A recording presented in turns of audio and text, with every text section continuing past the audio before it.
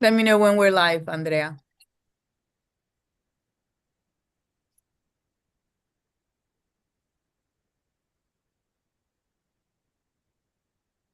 We're live? All right, wonderful. So good afternoon and welcome to bill hearings for the House Health and Government Operations and Judiciary Committees. Today we have the pleasure and blessing of working together to hear this bill. So Chair Clippinger and I welcome you, and I'm going to go through some of the rules that he and I developed. First, we kindly ask for your patience if we encounter any technical or streaming issues. Today we're going to hear from the bill sponsor, the sponsor panel, and then virtual witnesses. If there are a large number of witnesses, we will alternate panels between favorable and unfavorable, just to give everyone a fair chance of being heard. The bill sponsor testimony is not limited, while all witnesses have 2 minutes to provide testimony. A timer is displayed on the screen and at the witness panel, and a sound will play when your time has expired. We do not want to be rude, so please, when you hear it, just wrap it up. Please, to our committees, adhere to, basically your best question, and please keep your questions brief. Members of the public will be able to view the live stream of this hearing on the Maryland General Assembly website and on the YouTube channel as well.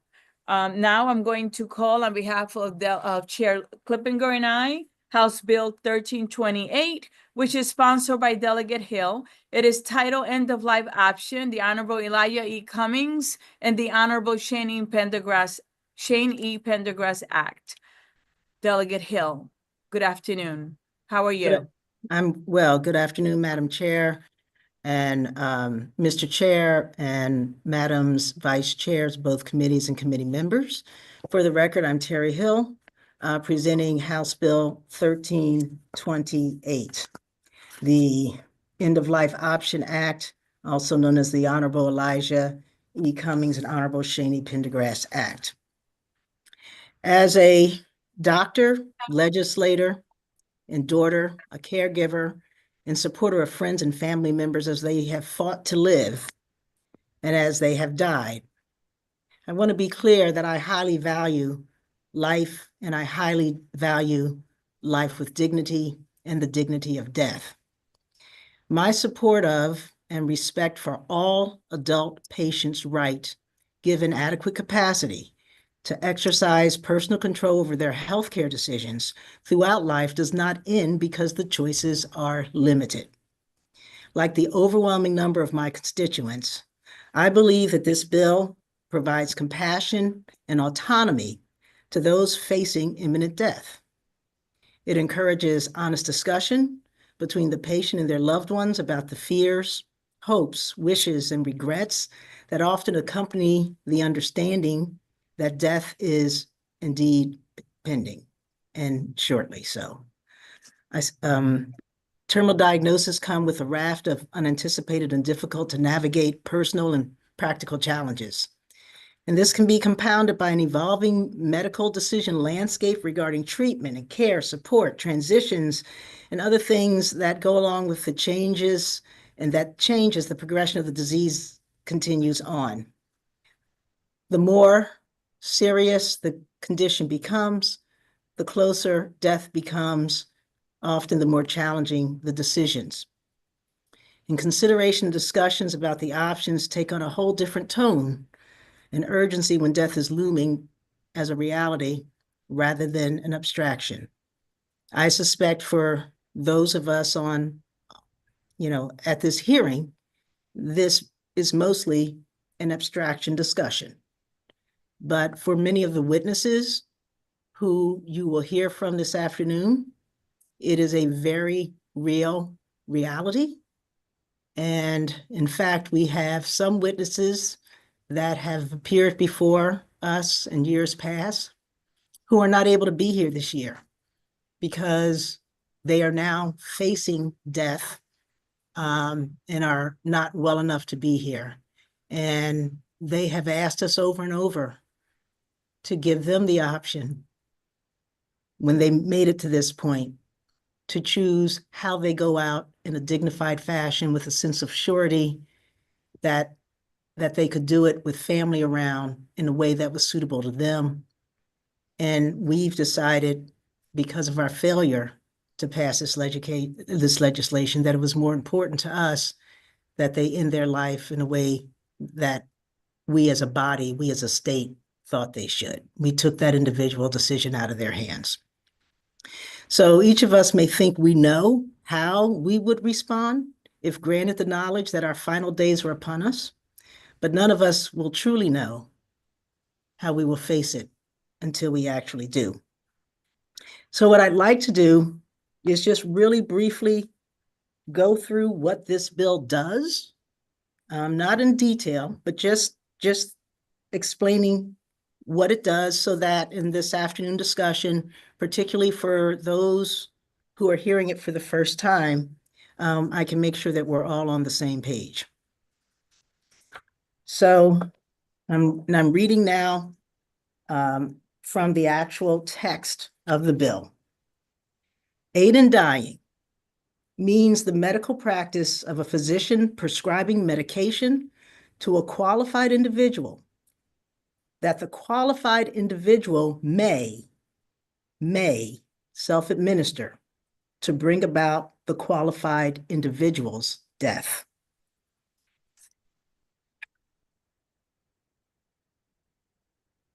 To be qualified, the person must have the capacity to make medical decisions.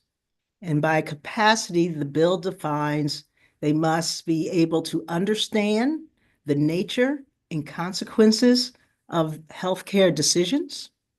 They must be able to understand the significant benefits, risk, and alternatives of any healthcare decision that they make. And they must be able to make and communicate an informed decision to healthcare providers, including communication through whatever means they are normally able to communicate.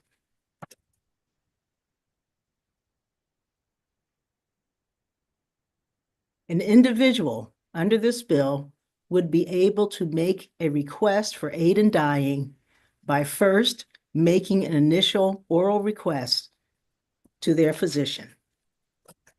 Two, after making the initial oral request, the individual must make a second oral request to the attending or the individual's attending physician that is at least 15 days after they make the initial oral request. So they have to wait 2 weeks, have some time to think about it, and then say, yes, I would like to have this assistance and I think I qualify. And that second oral request has to be at least 48 hours after making the written request. And they must make a written request, as I said, as well as the oral request. Now, at least one of the oral requests must be made when the individual making the request is alone with the physician. And I will say that in my journey with this bill, having served on a work group to help improve the protections in my first session of supporting this bill, this is one of the protections that we put in Maryland that was not in the legislation in other states. And it's one that I think goes a long way in ensuring that there is no coercion of the individual to make this decision. The written request must be signed and dated by the individual and witnessed by two other individuals. And only one of the witnesses may be a relative, and none of the witnesses may be the attending physician.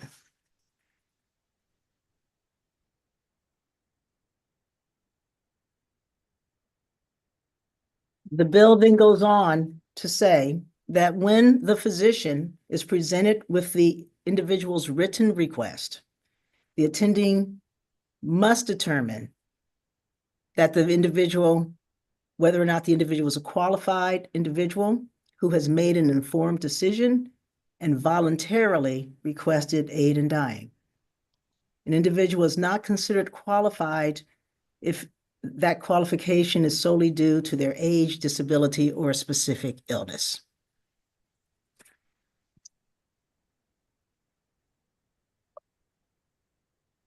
Once the physician has determined that the person is qualified, they then must refer them to a consulting physician who must examine the individual and the relevant medical records to determine and confirm that the diagnosis and the diagnosis and prognosis of it being a terminal illness are correct. And if there is any question about the person being qualified from a mental capacity standpoint, they and also the original physician are required to refer them for a mental health assessment. If either of the two physicians, the initial physician or the consulting physician, refer them to a mental health professional, which they're required to do if they're concerned that there is any impaired judgment, then they may not move forward until they receive a written confirmation from the mental health professional, and it's a licensed mental health professional, that the person is indeed competent and qualified to make the decision.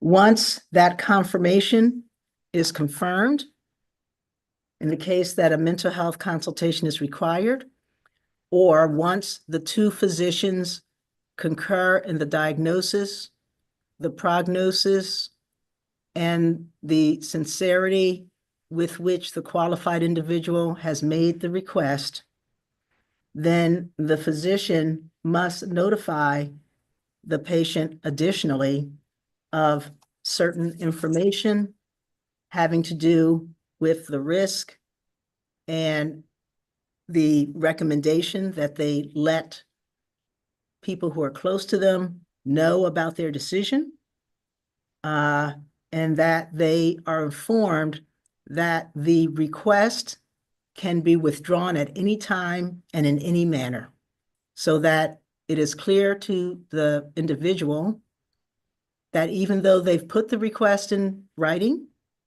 and their request has been granted, they are not required to continue down that road, nor are they required, once the medication has been prescribed, dispensed, and received, to take it, that they retain the autonomy throughout the rest of their lives.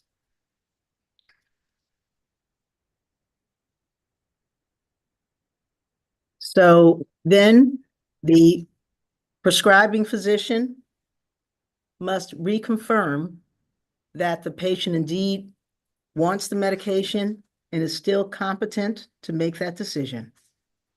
The prescription is written, the medication is dispensed under, again, more restrictions, and the patient then has the opportunity to have the medication with them and to take it or not take it.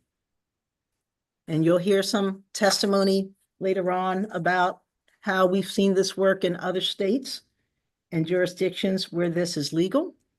And you'll hear testimony about how many people never go on to take the medication. And it has seemed to me, when I've spoken to patients and spoken to people who have asked for this and looked at the data, that the reason many people who ask for the medication never take it is because having the medication available gives them a sense of peace in the knowledge that maybe they can go just this one more day.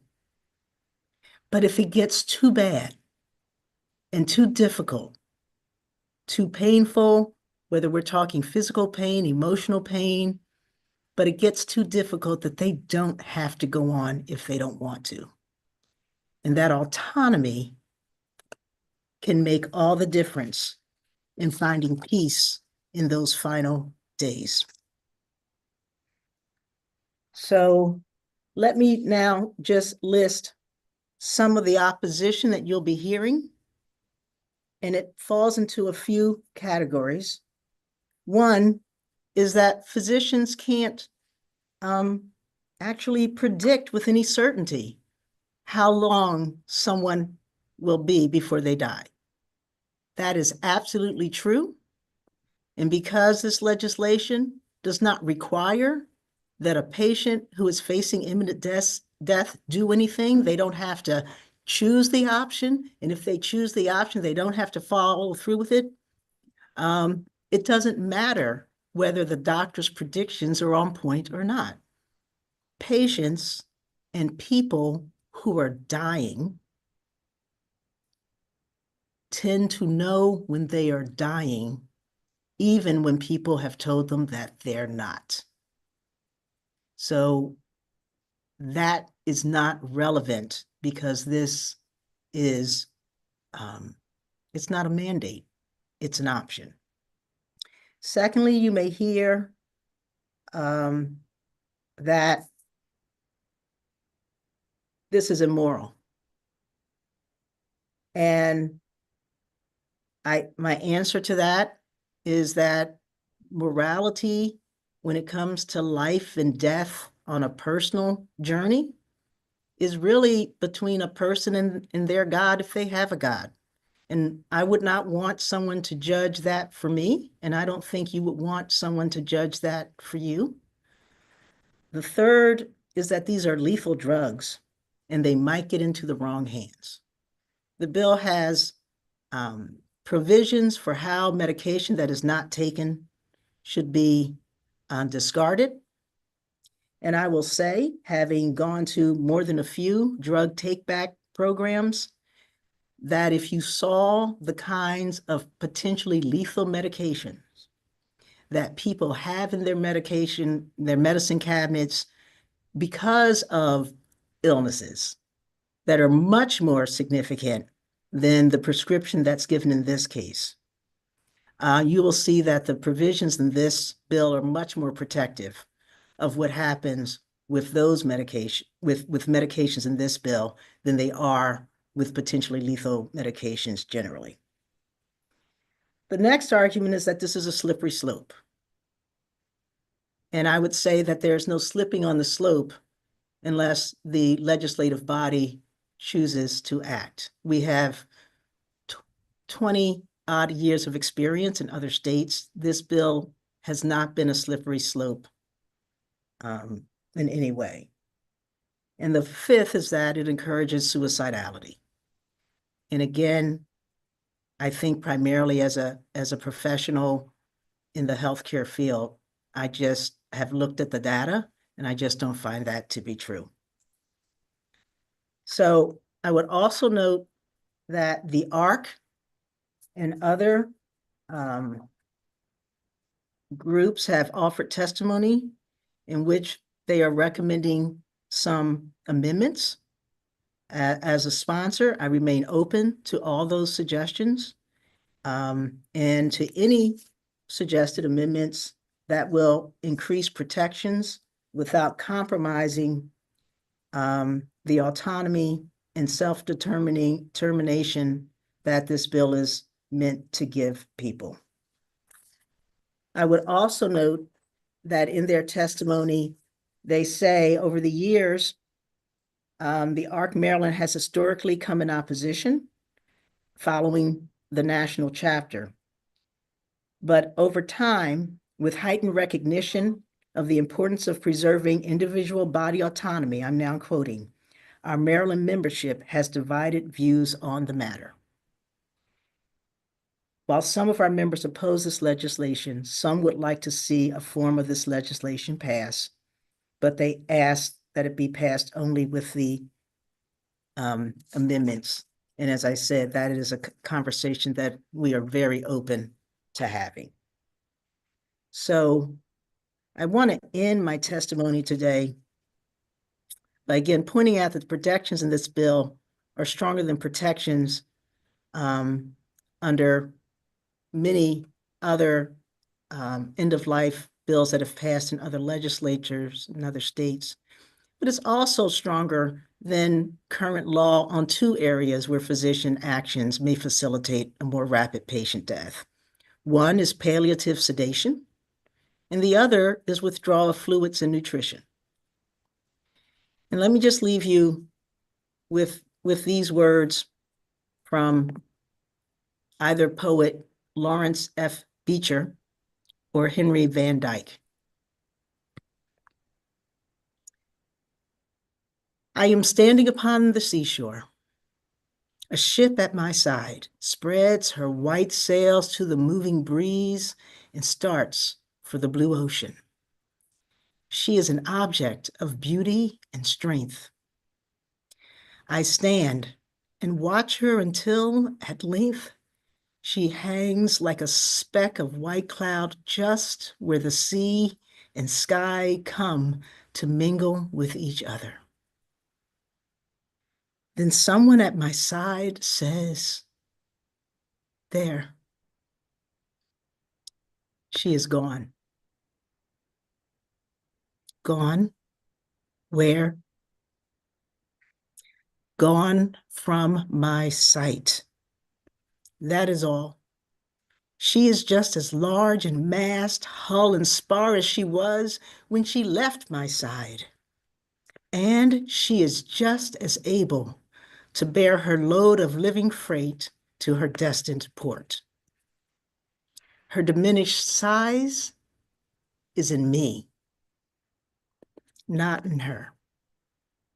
And just at the moment when someone says, "There, she is gone," there are other eyes watching her coming and other voices ready to take up the glad shout. Here she comes. And that is dying. Thank you. Thank you, Delegate Hill, for your testimony and your leadership on this issue. I'm going to call your panel and then I will open it up for questions, okay? The first panel, and I'm going to alternate between favorable and unfavorable. We're doing a favorable panel. Now, we have former Chair of the Health and Government Operations Committee, Shane Pendergrass. Good afternoon, Chair Pendergrass. How are you? Can you unmute yourself? There I am. Wonderful. Great to see you. You too. You can see me chewing. Yes. I apologize.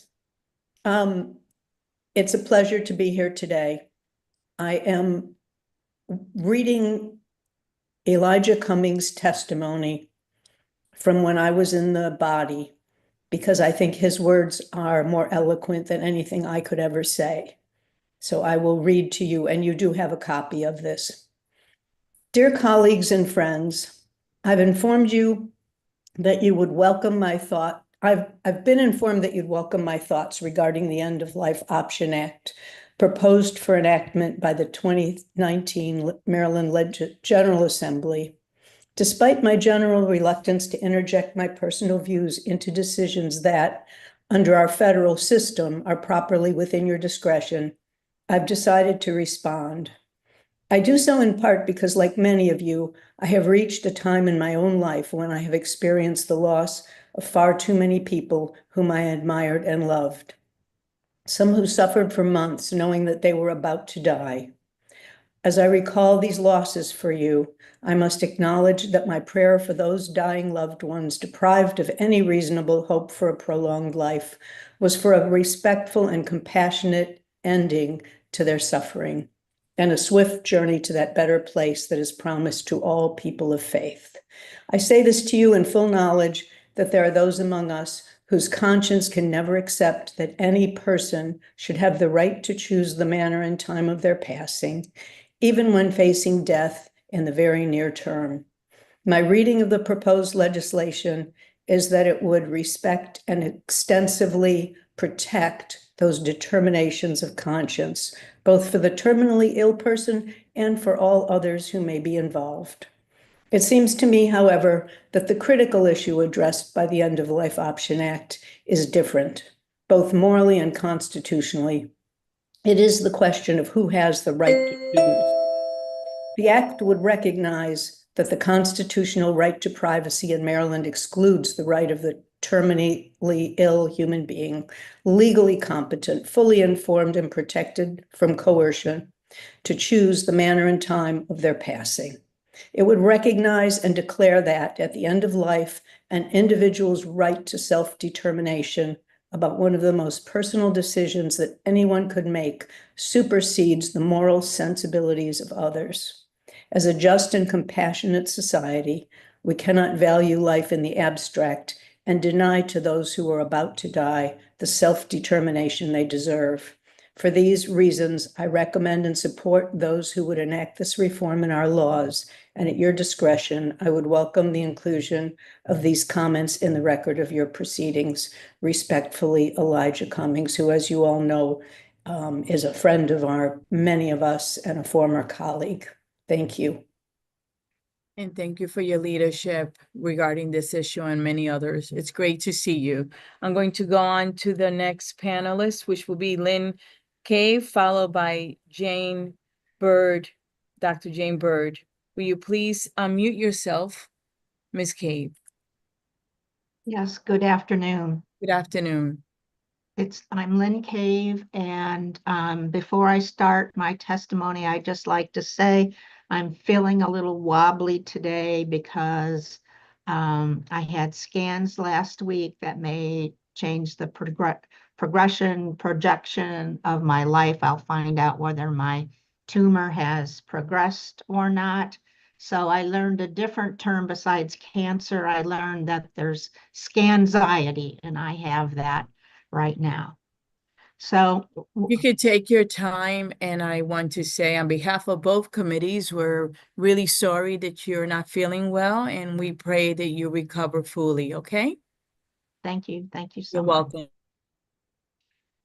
When I first heard of medical aid in dying as an option years ago, when I was a healthy 20-something, I thought, why should people who are facing imminent death have to suffer for any prolonged time?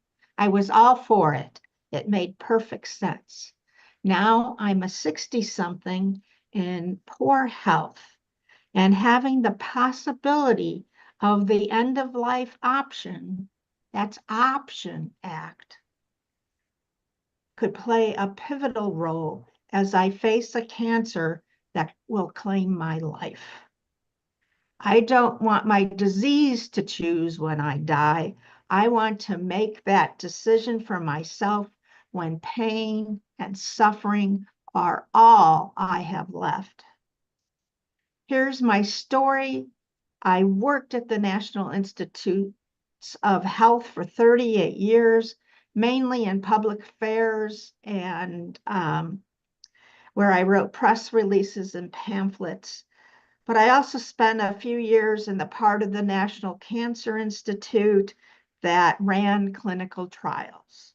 Ironically, I'm now in a clinical trial to stabilize my metastatic eye cancer.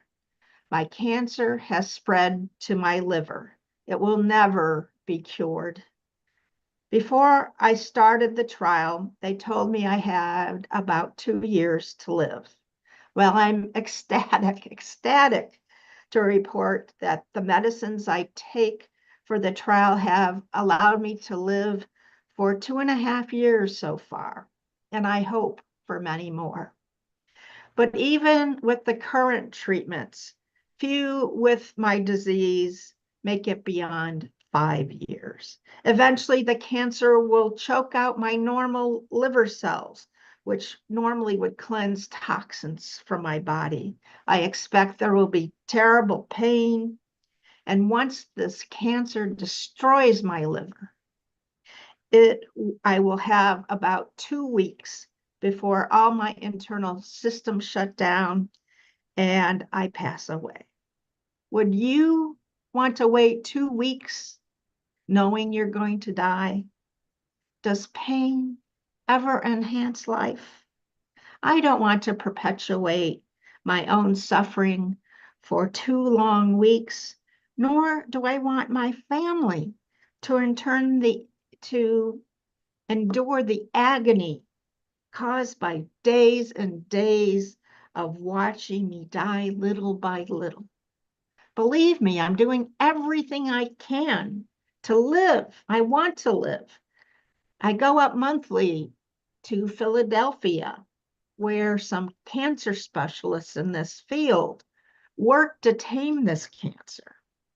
And if this clinical trial stops working, there are some limited options. But if it gets to the point that I will suffer and die, no matter what I do, no matter what my doctors do, I don't want to extend my life. I hope you can make the End of Life Option Act an option for me. It would be such a kindness for the Maryland legislature to pass this act. Some of us will thank you sooner, some later, but many of us with deadly illnesses will be glad for the opportunity to choose the time we die. Having the promise of a dignified death on my own terms is my greatest comfort for what lies ahead. So I plead with you to follow the compassionate will of the governor and the people of Maryland, over 70% of whom support this bill, to make this end of life option bill a reality for all Marylanders now. So perhaps you, and so I don't have to suffer needlessly when a prolonged. And thank you, Ms. Kay, for sharing your personal story with us. I want you to know that both committee appreciate it.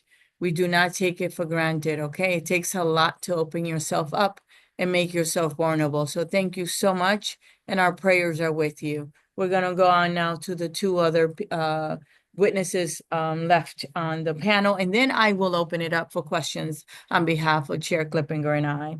So now I have Dr. Jan Bird, and then it's going to follow by Rosalind Selman and Ronnie Taylor, and then we'll open it up for question. Dr. Bird, good afternoon. Good afternoon. I'm Dr. Janice Bird, a board-certified obstetrician and gynecologist, retired after 35 years of practice in Annapolis. I strongly support this bill, and I have 2 comments about it. First, this bill is really needed for the minority of patients whose pain and suffering cannot be adequately controlled. I cared for thousands of patients in my career as an obstetrician gynecologist, and it was a privilege to provide the best medical care I could. OBGYNs provide care over one's lifetime from cradle to grave. In the small minority of my patients with terminal cancer, such as ovarian cancer, they may experience profoundly debilitating pain and suffering, begging for a peaceful end. They wanted a dignified, peaceful way to bring an end to their inevitable death for themselves and witnessed by their loved ones. I've been present at deaths that were prolonged by pain and suffering that was not alleviated with the best of hospice and palliative care, including that of my 91-year-old father.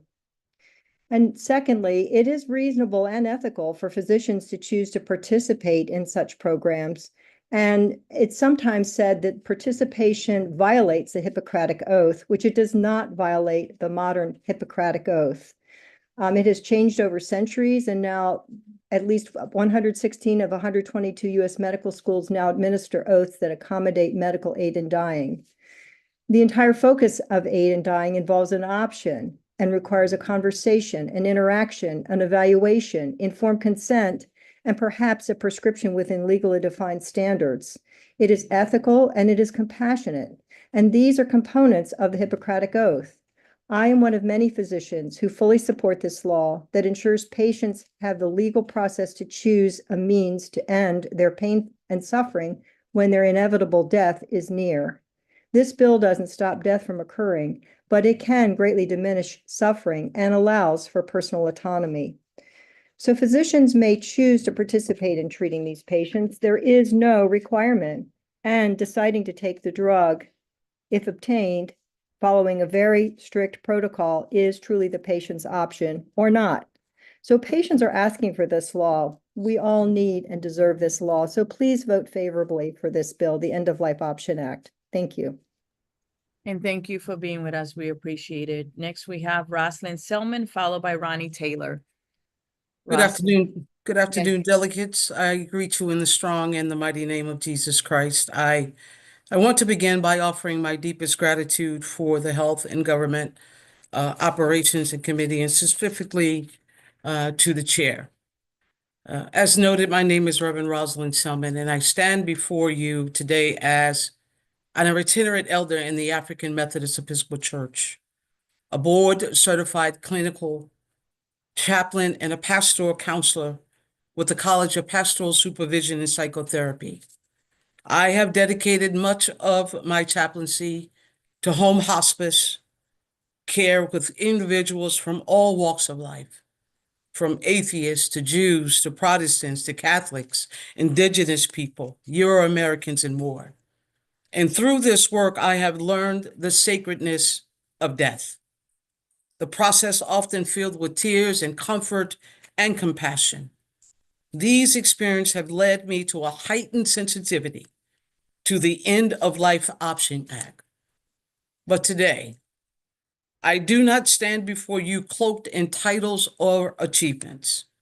I stand here as a Black woman in the United States of America, a nation that has historically and continues today to deny Black people their autonomy, a nation that has failed to pass the Honorable John Lewis Voting Rights Advancement Act, a nation that denies truth and seeks to erase Black history from our textbooks, a nation that has weaponized access and choice, telling me what I can do with my own body, a nation that seems intent on repeating history, using the word of God to enslave us, all in the name of making America great again.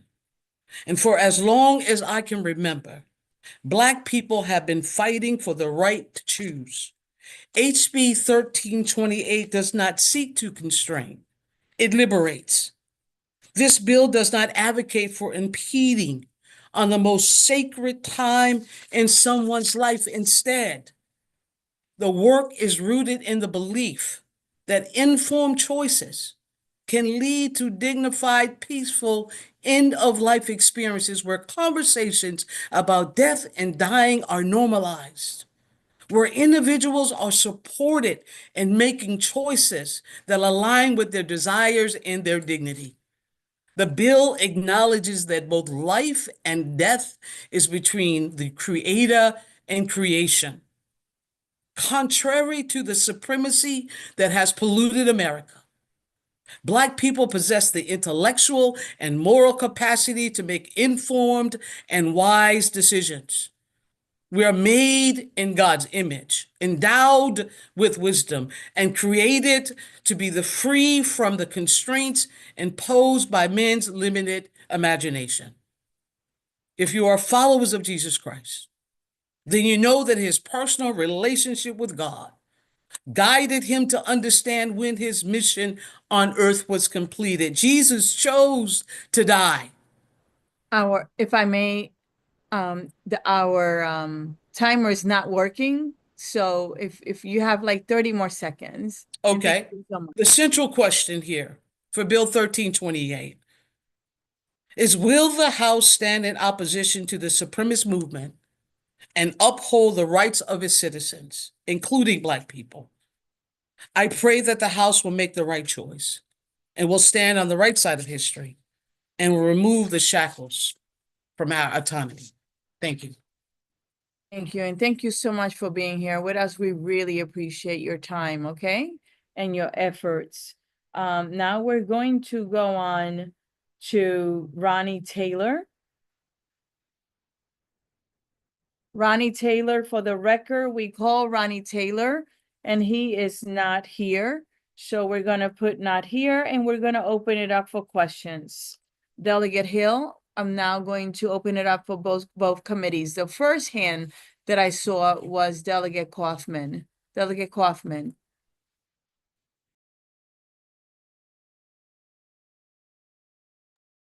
You are Yes, muted. Yeah, Okay. thank you, Madam Chair. I was just trying to unmute, and I do have a couple questions for the sponsor, but they will be the only questions I ask during this hearing. My question, Delegate Hill, is within the disability community, there's a lot of concerns about how potentially people with intellectual disabilities could be taken advantage of with this bill, or that people's caregivers would give it to them. But you have tried to, I think, address those concerns. So if you could talk about that. And my second concern is when I spoke to you offline, you stated that there are several amendments you made to the bill from last year's text in response to what you thought were legitimate concerns by the opponents of this legislation. So if you could briefly walk us through those, that'd be great. Thank you, Madam Chair. Thank you, Delegate Kaufman, and thank you for the questions. As I said in my opening statement, I think one of the strongest things about this bill that was added when former Chair Pendergrass carried it was the provision that the patient making the request has to have at least one time where they're making the request and having a discussion with the physician privately. No aides, no assistants, no family members. That was put in specifically so that the question of coercion could be openly asked, probed, and answered. And that has continued in this bill, and I think it's one of the strongest. With respect to other provisions, you'll see in the testimony that the ARC has suggested some language. I'm going to pull that up right quickly.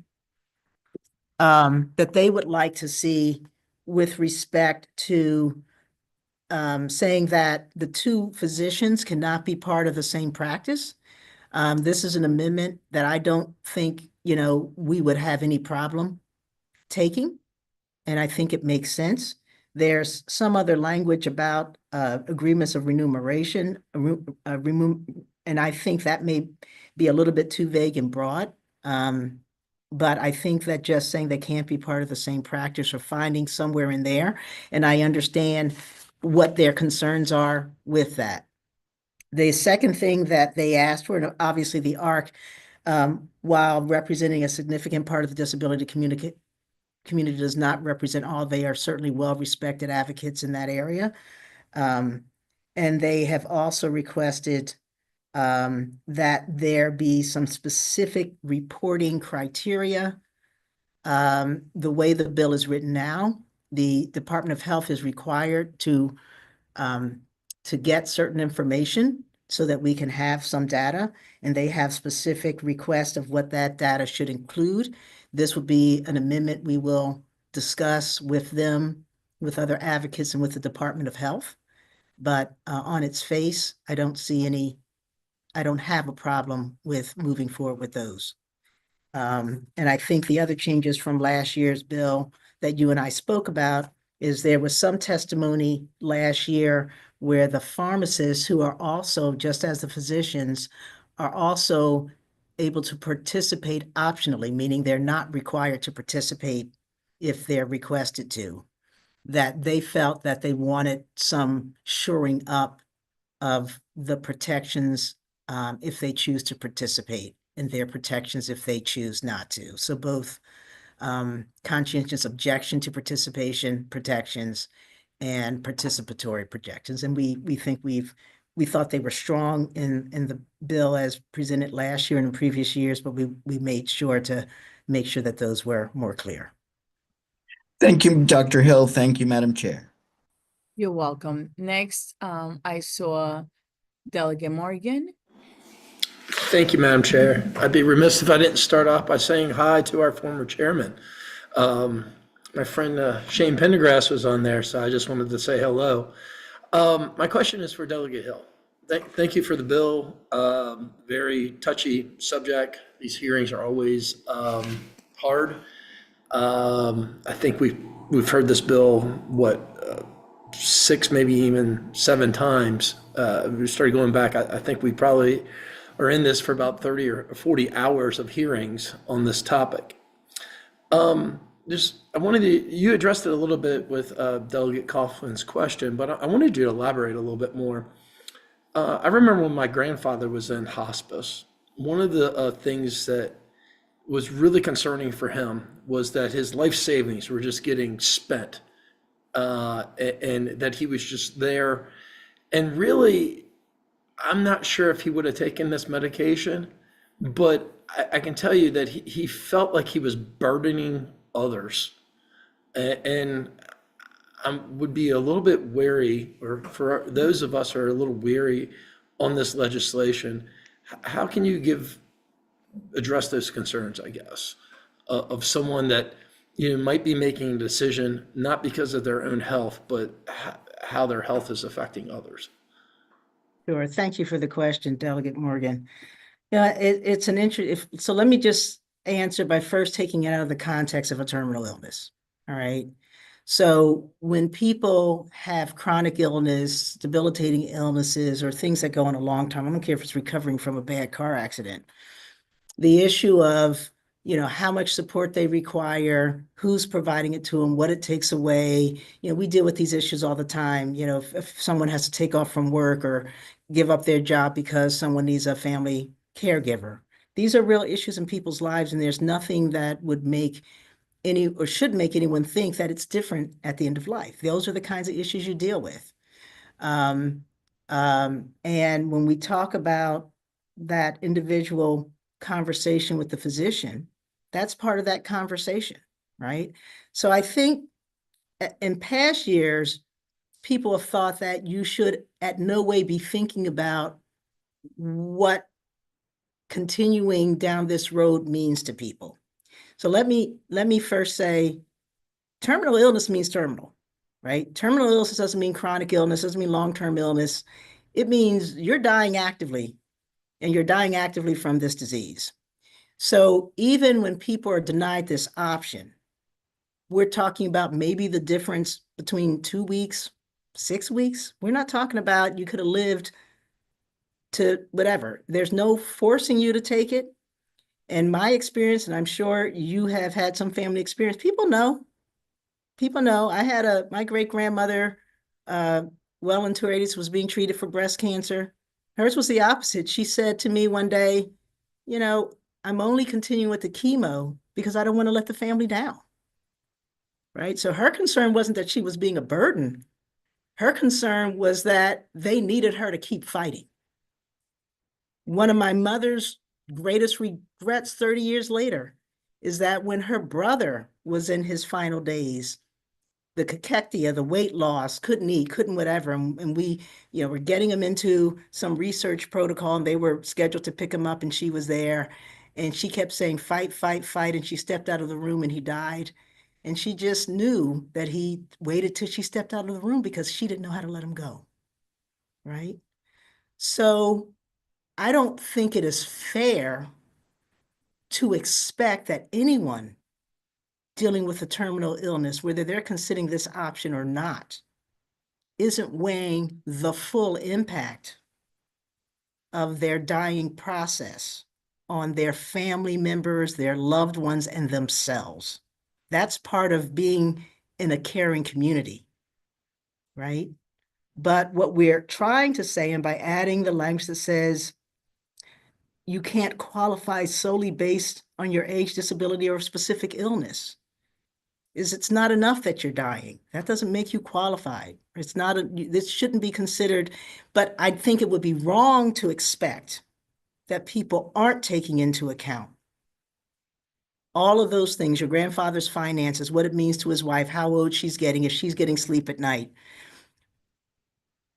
But they're weighing it in the context of what they're dealing with. It's a little bit like thinking that suffering only means pain. There are a whole lot of colors to suffering. And we can't define for anybody what that means. I Thank you. appreciate That you answers your question. answering the Thank you. question and everything. Thank you, Madam Chair. You're welcome. So let's try to keep the questions short, and the answers to the extent we can short as well. We have next from Judiciary, Delegate Conway. Thank you, chairs. Thank you, panelists for coming in to testify. To the witness, I think, Selman, I didn't really understand the African-American Jesus chose to die connection. I didn't understand. Could you just briefly give me a summary of what it is you're talking about? Yeah, I'm in simple terms, to keep the answer short, as the chair has requested, I am talking about choice and the autonomy that Black and African Americans have been denied historically and are currently being denied.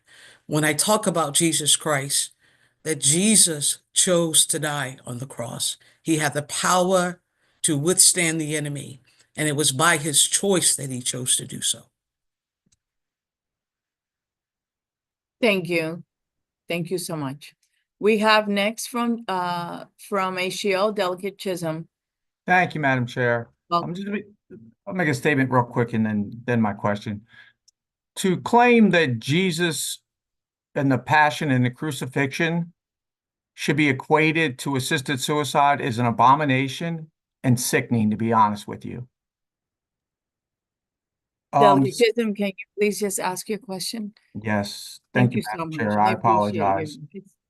Apology accepted. Let's just go to the question. Thank you so much. As Delegate Morgan was saying, this is like our 7th year, and I still hold the same reservations about this bill, and it's more the vulnerable. The reason the ARC wants out of this bill, and I haven't even looked at their amendment, I'm sure is because there are a lot of vulnerable people. Just because, there are people that are disabled that still are of full mind and body, but, like my aunt, Brenda, who lived with us for 9 years with Down syndrome, there's people that can't communicate, and that's always going to be my concern with this type of legislation. People that with Alzheimer's starting to lose their mind, or the elderly that may not all be all the way there. And I just don't know if there's enough protections that can ever be able to be put in place to make sure that the most vulnerable amongst us are not taken advantage of and coerced into choosing these things. Because once again, just like Delegate Morgan and some other people have alluded to, the end of life is where we spend all our money.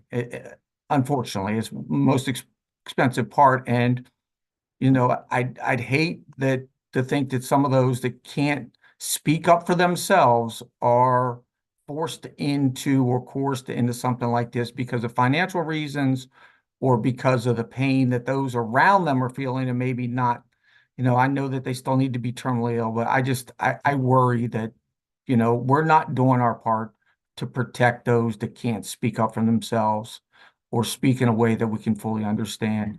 And if Delegate Hill wants to reassure me, I'd be open to hearing.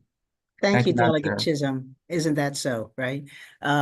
So I'd be happy to have a conversation, and I take that as an invitation to have a one-on-one conversation offline. We can go through the bill. I would say, first of all, that people who can't speak for themselves or who are incapable of they're not eligible for the bill, right? They're just not eligible. So that's how we're protecting them. They're not eligible for exactly the people you described. And I also say the ARC is very clear. They're not asking for out of the bill. They've been out of the bill before. What they're saying is we're willing to be supportive under the certain conditions. So I think that was a mischaracterization. But yes, we can have that conversation offline. But bottom line, if you can't express yourself, you don't have Alzheimer's people can't do this bill. You can't request this in advance of it. You can't say, if I get Alzheimer's, please allow me to do that. We've had people who've asked to be able to give advance directives to do this. It's not in the bill. We're not allowing it. So you can make the decision at the time that death is imminent. And if you're competent, great. If you're not competent, I'm sorry. If you can't self-administer, you're not in either. And I've had, know of many people with chronic illnesses like ALS, who fight for a long time for quality of life. And when it finally goes, would like to be able to take advantage of this. They're not allowed either. They're not allowed. for those protections that you asked for. Thank you. Okay, we have the last question for this panel. I don't see any judiciary members, but I do see one from ACO, the Vice Chair, Delegate Collison. Thank you, Madam Chair. Thank you, Mr. Chair, and thank you, Delegate, for bringing this bill. So I've heard a lot about autonomy and self-direction.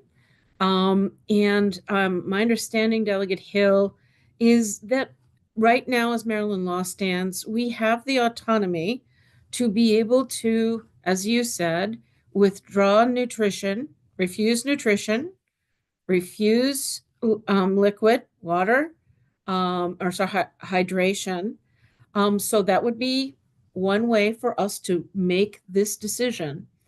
So can you tell me the difference in what the experience would be between making the decision to have medical aid in dying versus either starving or dehydrating myself? Thank you. Thank you for the question, Madam Vice Chair.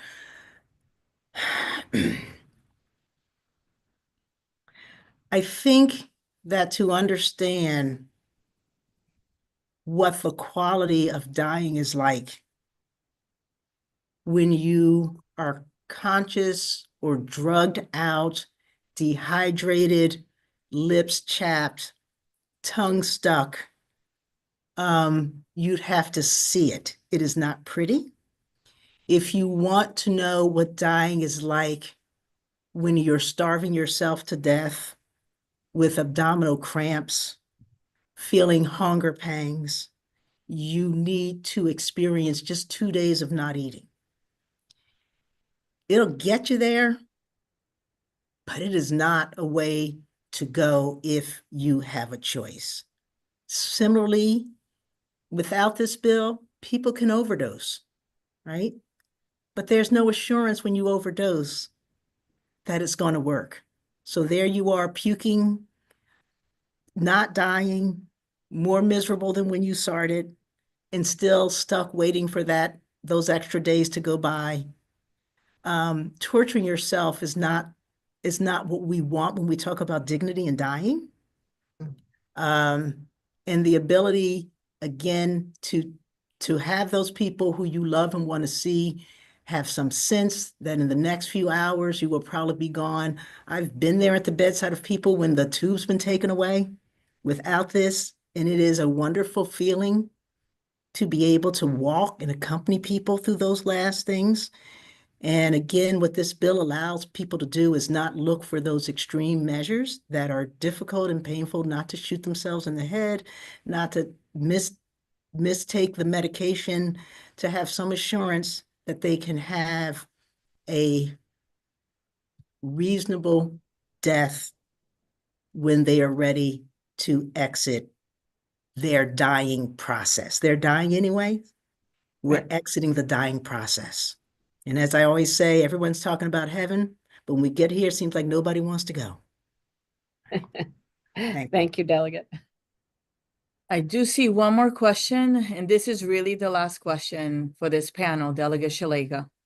Thank you so much, Madam Chair. I did want to say hi to our former chair. Nice to see you, Shane. I just wanted to ask a follow-up to Delegate Hill. Your description, hence why my hand went up, sounded like we don't have palliative care measures.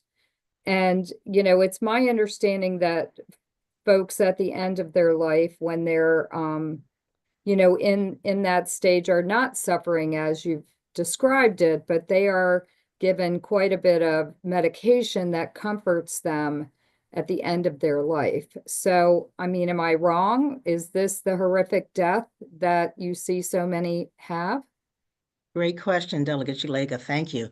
Death varies, right? So for many people, palliative care and hospice care give them exactly the exit and the comfort that they want, okay?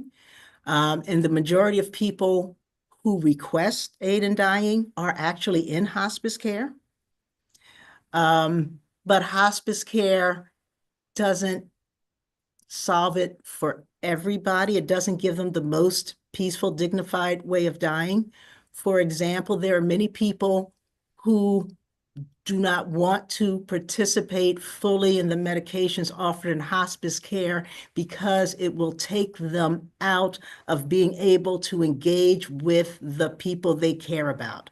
Often the drugs send them into a state of euphoria, or not even euphoria, that would be the wrong word, but they're just not there. And what they want to be able to do is to be with the family, to be able to converse, to be able to quiet. And I've seen deaths that are just quiet and peaceful without any kind of assistance, and deaths with assistance that are, but I've also seen it the other way. And because every death is an individual experience that none of us can go through with them, the purpose of this bill and the reason I support it is I want you to have the opportunity to have a death that fits your decision about dignity. I want Delegate Cullison to have what fits hers, and I want Delegate Chisholm to have what fits his, and I want you to allow me to have the kind of death Yeah, that and that wasn't my point. that my disease process has. So the answer is no. Yeah, Yes, I palliative One care second, Delegate Shalega, let her it finish. can help, Yeah. but One it is second. not the answer for everyone. And it thank you, doesn't. Madam Oh. Chair. One I was, second, Delegate Shalega. yeah, I was Listen, trying one to speed it second. up. No, don't worry about it. Just wait until she's done, okay? And Okay. Delegate Hill, when she speaks, you do the same, okay? Thank you.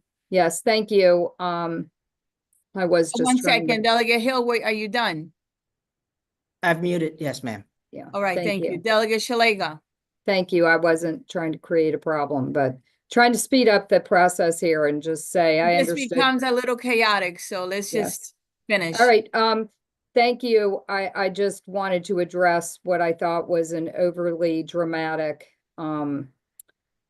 description that left out palliative care and how we care for people at their death. So I appreciate that, and thanks for the opportunity. You're Thank you. welcome. And let me just be clear. Palliative care and hospice are important part of the process. They're not enough for some people. Okay, thank you both for the courtesy, and let's just try to remember that, okay? Thank you so much.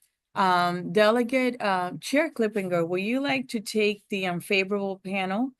And just as a reminder for the unfavorable panel, you get 2 minutes to present your testimony, okay? Thank you. Thank you. I believe I have this right. Ann Hansen, Mary Hand, Laura Bogley, and Joseph Marine. That's correct. Ms. Hansen, please, for 2 minutes.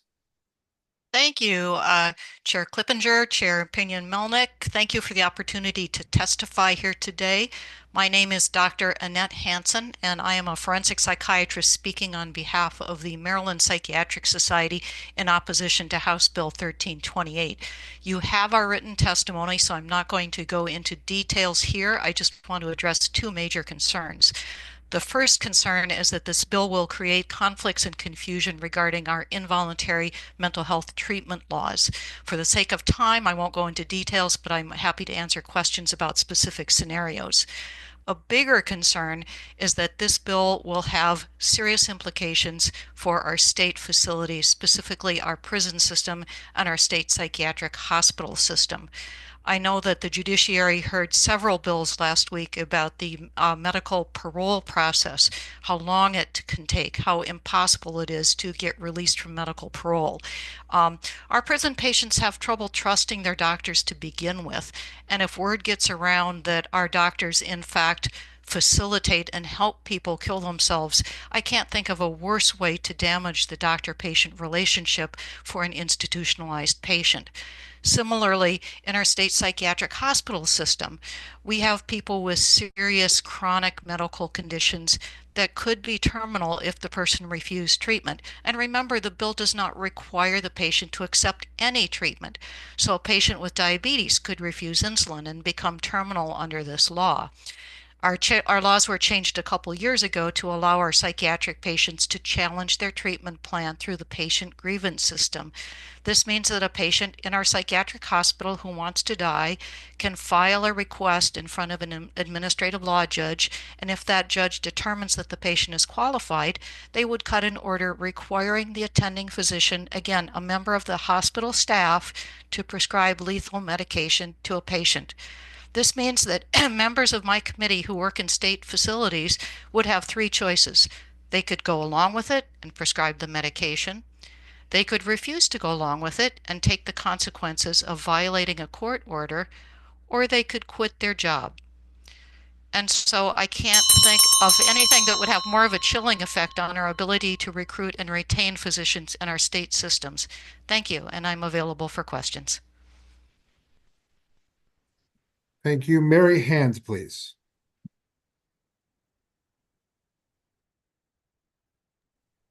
Mary Hand. Okay. Laura Bogley, please, for 2 minutes. Thank you, Chairman Clippinger and Chair Pena-Melnick, members of the committee. I'm Laura Bogley, Executive Director of Maryland Right to Life. And we once again urge your unfavorable report on this bill, which would shield healthcare providers who put profits before patients with deadly consequences. The Supreme Court held in Washington v. Glucksberg in 1997 that a right to aid in dying was not protected by the Due Process Clause. Still, I am here to testify to the fact that a procedure that begins as safe, legal, and rare can quickly become an unregulated monopoly that deprives patients access to life-saving alternatives. For many of those who lack the financial means or on government insurance, for example, a right to die becomes a duty to die. This is because the motive behind so-called mercy killing is not to end patient suffering, which we can manage through healthcare, but to cut costs. Derek Humphrey, who was the founder of the Hemlock Society, the precursor of Compassion and Choices, admitted that, quote, economics, not the quest for broadened liberties or increased autonomy, will drive assisted suicide to the plateau of acceptable practice, end quote. Make no mistake, assisted suicide is not about the 1% who may actually choose their death, but about the other 99% who could be denied the right to refuse death under this new policy. Patients are relying on you because they do not have equal bargaining power with giant insurance corporations or hospital administrators and death panels. A vote to legalize physician-assisted suicide is a vote to make involuntary euthanasia an acceptable medical practice. The difference between these two forms of killing is simply time, and proponents support both. We urge you to put patients before profits and keep assisted suicide in the criminal code where it belongs. Thank you. Thank you very much. I'm going to ask for Mary Hand again because I believe that she was speaking while she was muted. Okay, Ms. Hand, please, for 2 minutes. Thank you, sir. Good afternoon. A substantial concern I have about the End of Life Option Act as an RN of 5 decades, whose mother and mother-in-law benefited from hospice care and whose nursing colleagues have been drawn to hospice nursing over the years, is that patients who seek medical aid in dying may miss out on what traditional hospice nursing care offers, and that is supporting the natural dying process, providing anticipatory comfort care with sanctioned medications and doses to relieve pain and breathing difficulty, and rendering them and their families emotional support. Medical aid and dying laws have complicated operations for hospice agencies in the 11 states where it is now legal. 78% have restricted staff from being present, that's nursing staff, at the time of patient self-administration or between ingestion and death. National nursing organizations have tried to provide guidance for hospice nurses based on Nurses' Code of Ethics, but it is conflicting. It ranges from nurses being ethically prohibited from administering aid and dying medication to not abandoning these patients. The Hospice and Palliative Nurses Association has recognized that nurses employed in states where aid and dying is legal may experience significant moral and ethical conflict. Data show that At least 1 in 20 patients experiences choking, vomiting, or seizures or other complications during ingestion of the poisonous cocktail and a range of death times. It is a conundrum for nurses to leave patients and families to experience what can be an unpredictable death without their emotional support. If we want the best end-of-life care for dying patients and families, including our families in Maryland, we need to continue to preserve traditional hospice and palliative care nursing. We want to keep hospice nurses at the bedside where they want to be and where they belong. Thank you. Thank you very much. We'll hear now from Joseph Marine, please, for 2 minutes. Mr. Marine. I don't see him.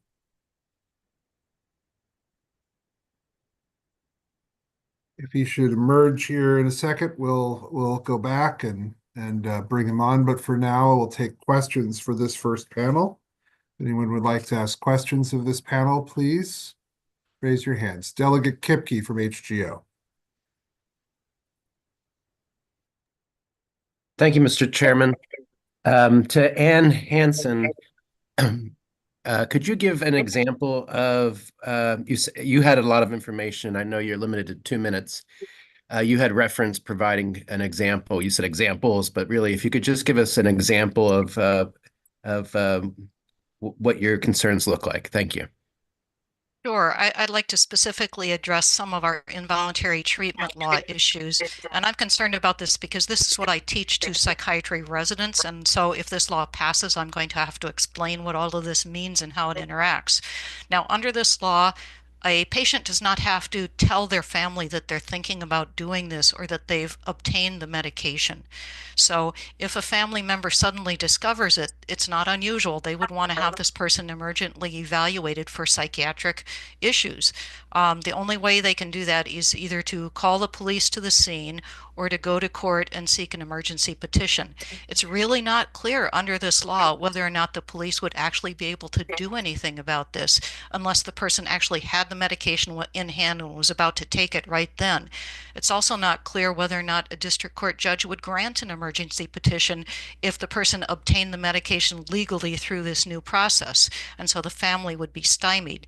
Now assume that one of those two ways worked and the person actually was transported to an emergency room. Now you're going to have a mental health clinician, either a psychiatrist, a nurse practitioner, a psychiatric social workers. One of those people is then going to have to decide, does this person qualify for an involuntary admission, or are they, as a matter of law, disqualified because they have a right to kill themselves?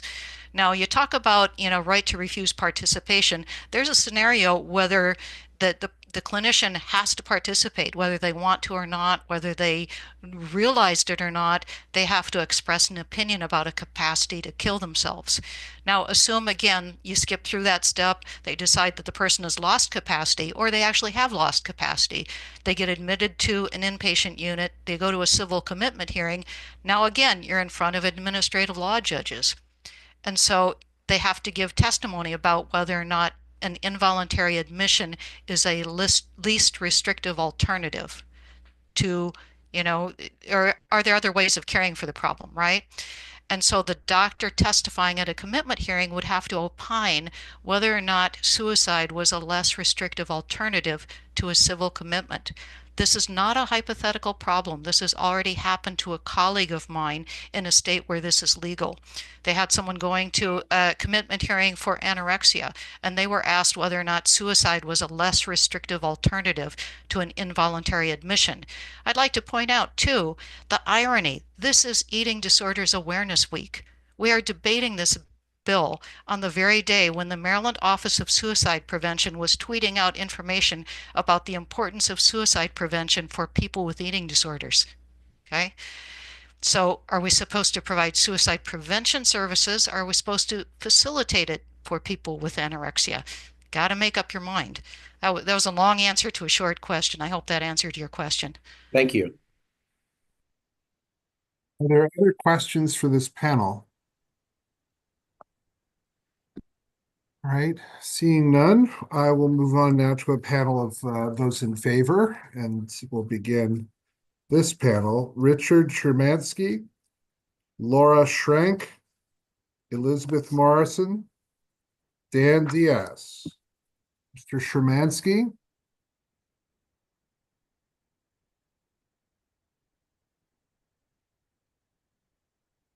Mr. Shermansky. Okay. Laura Schrank.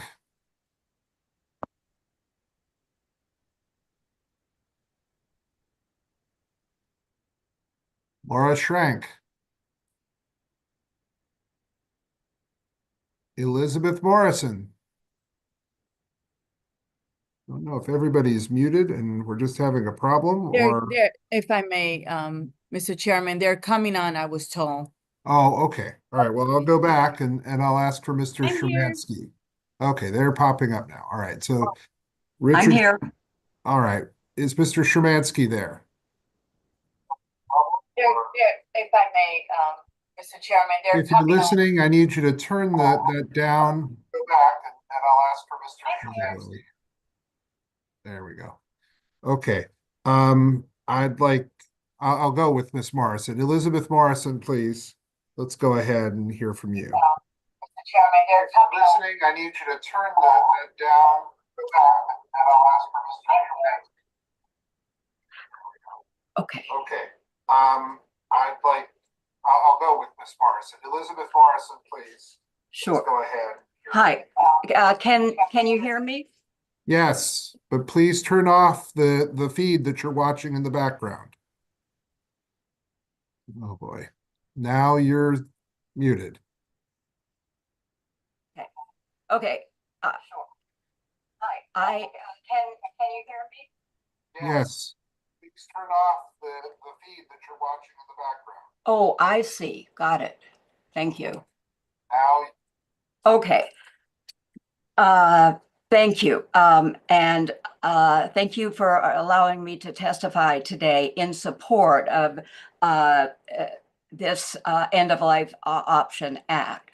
I am Dr. Elizabeth Morrison. I'm a Maryland psychiatrist and I support this bill. I speak for myself. I have 3 points to make. First, aid in dying and suicidal patients are fundamentally different. Suicide is the intentional infliction of harm to cause death. It is a pathological reaction to a problem that otherwise would not cause death. Patients seeking medical aid in dying are dying. They have terminal illnesses that will imminently cause death. Their motivation to seek aid in dying is to reduce suffering. These are individuals who, but for their terminal illness, want to live. I'd also like to make a comment about patients with anorexia nervosa. Anorexia nervosa is not a qualifying condition for this bill. But what happens with these individuals is they end up starving themselves to a point where they become eligible for aid in dying because they have starved and themselves to a point where their organs are shutting down. So I just want to make it clear, it's not the diagnosis of anorexia nervosa that qualifies for aid in dying. My second point.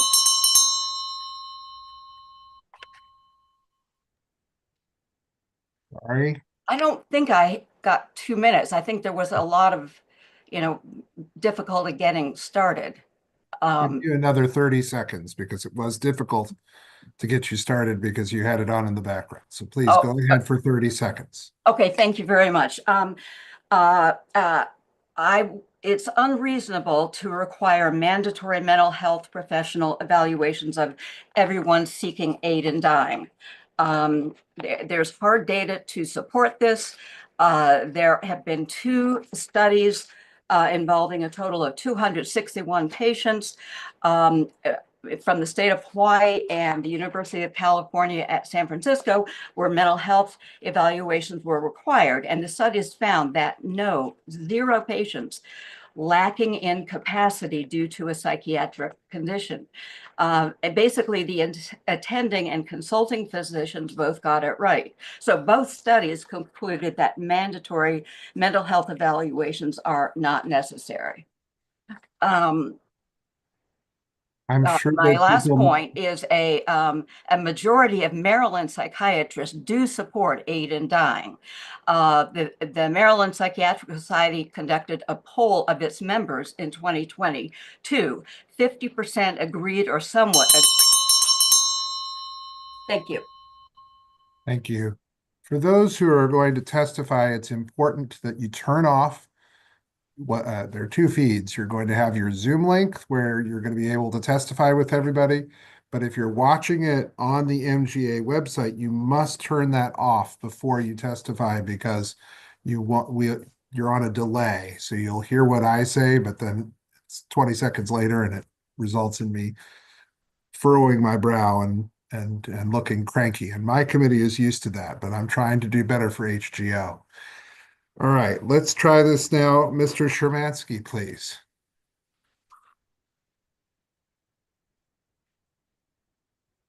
All right, Laura Schrank.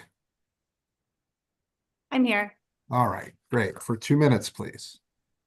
Hello, my name is Laura Schrank, and I live in District 33. I am testifying today because on March 11th, 2025, my dear friend, a longtime Anne Arundel County resident, will die. But she won't die at home surrounded by people who love her. Instead, she is spending her final 15 days in a strange city, in a strange bed with only 2 family members at her side. My friend was diagnosed with ALS less than a year ago. Since then, we have watched this cruel disease rapidly rob her of her ability to speak, to move, to breathe freely. Last month, as her throat began to close, she texted me in a panic. Her doctors confirmed that she had less than 6 months to live, and yet in Maryland, she faced only 2 horrifying choices. 1, be forced into a nursing home, having a feeding tube inserted, and wait helplessly for months as her body slowly shuts down and she can no longer breathe.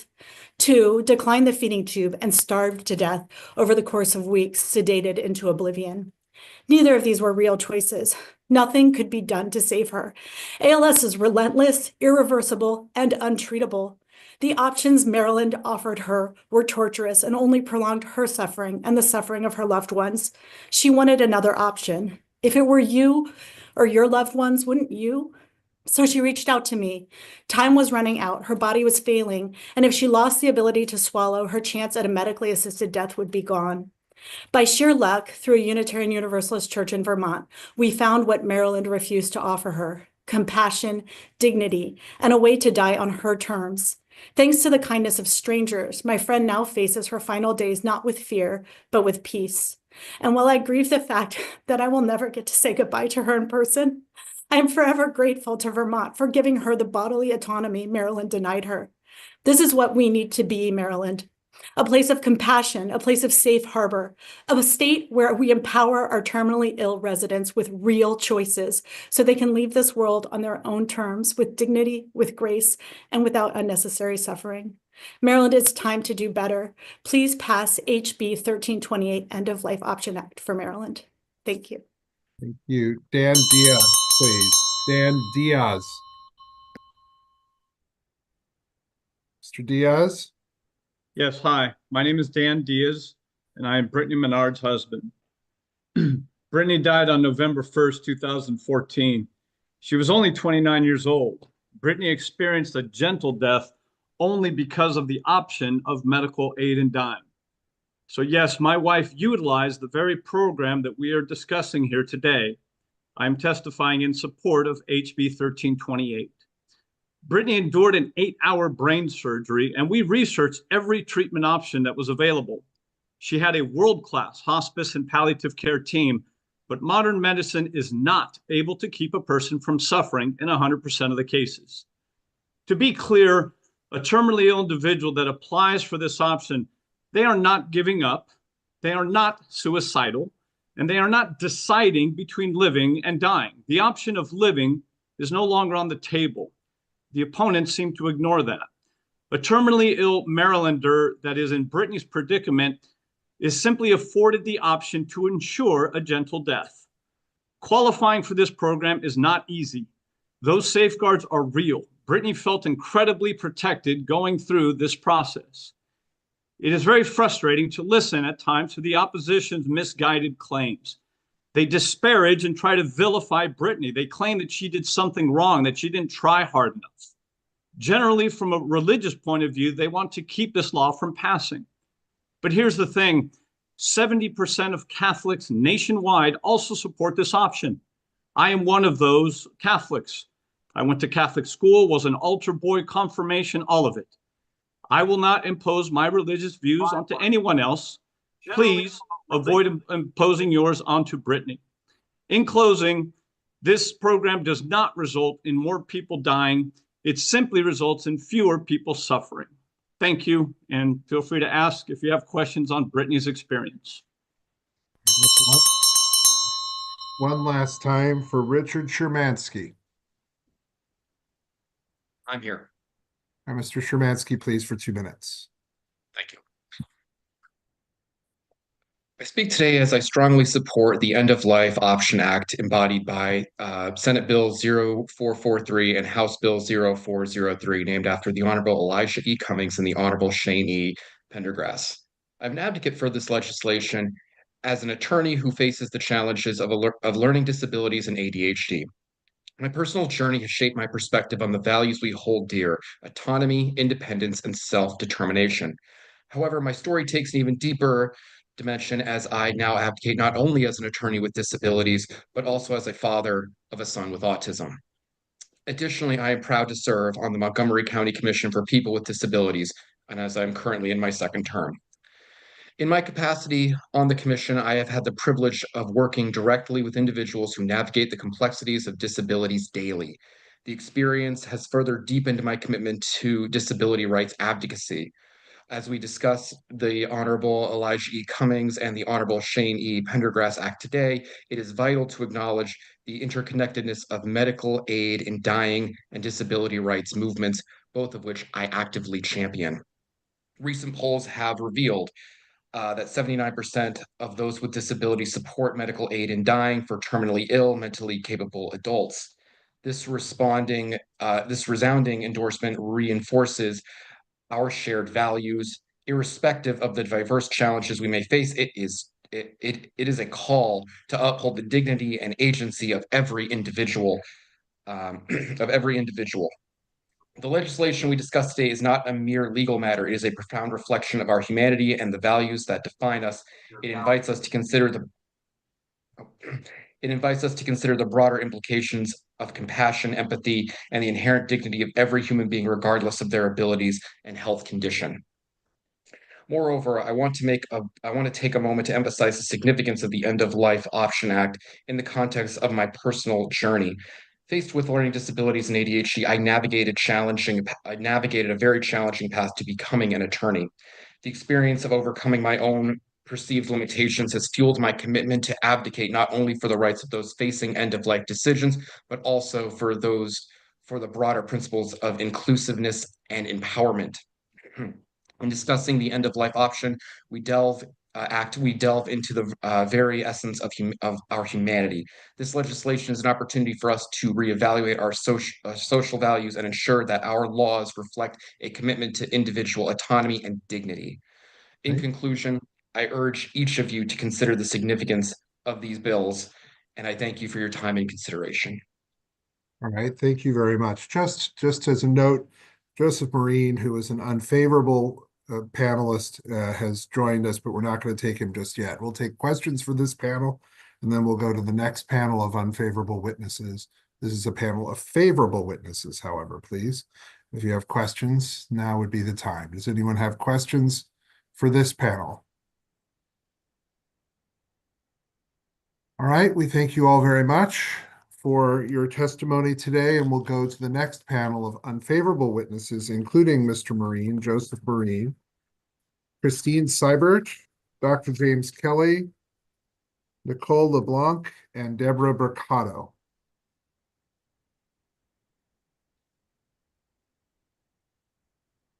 Mr. Marine, are you on?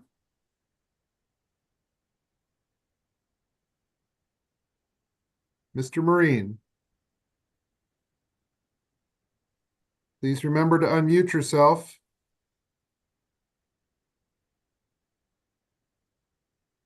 Well, we'll give him another chance here in a moment. Christine Seibert. Can you hear me?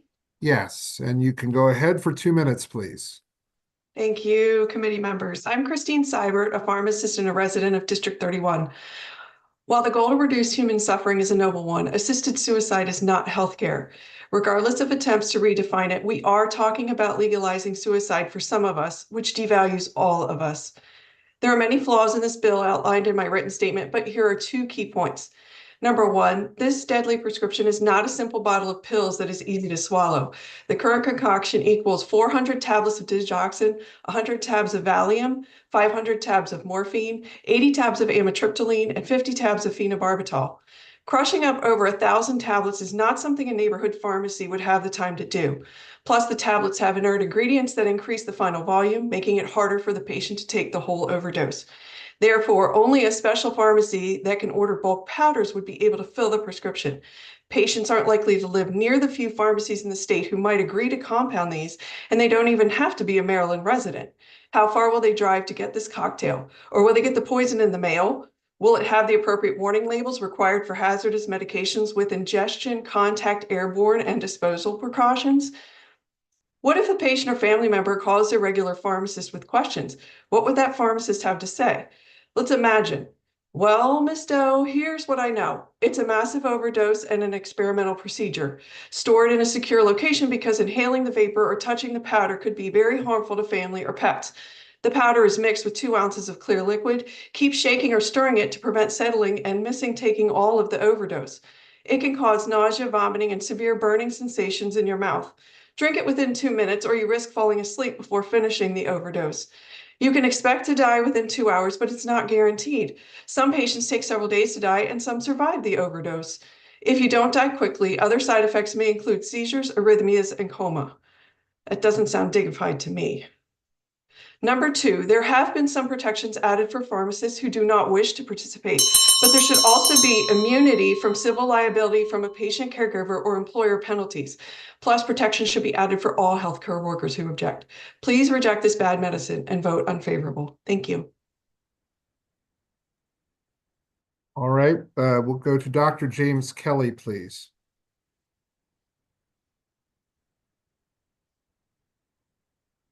Dr. Kelly?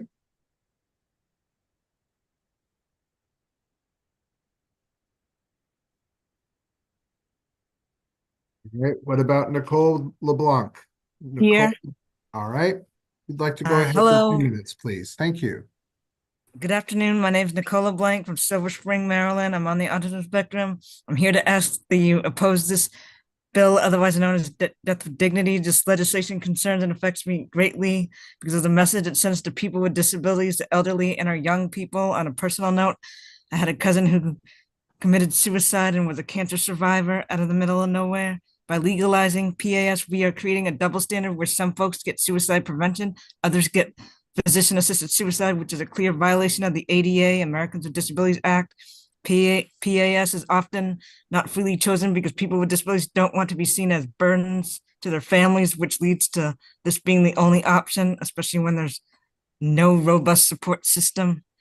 With so many inequities in our healthcare and long-term care system, it is not possible for vulnerable citizens to be given real choice at the end of life. Studies have shown that medical professionals tend to misjudge our quality of life based on the fact that we are dependent on others for support. As we have seen during the pandemic, our healthcare system, has very ableist towards people with disabilities. For instance, many long haulers have dealt with,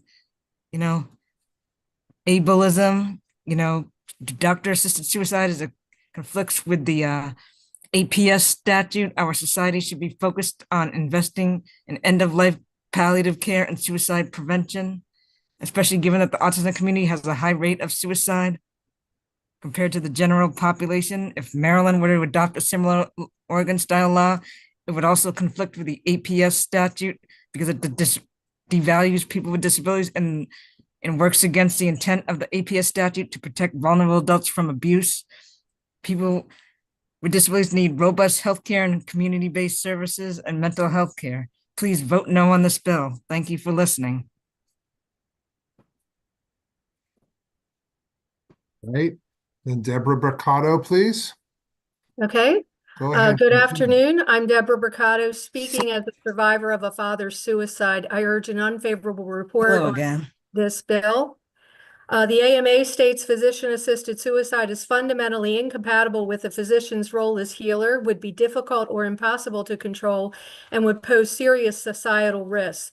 There were over 49,000 suicides in 2022, or 136 per day. This shows people can commit suicide without forcing others to help. My father battled depression and alcoholism. He was violent and eventually out of work.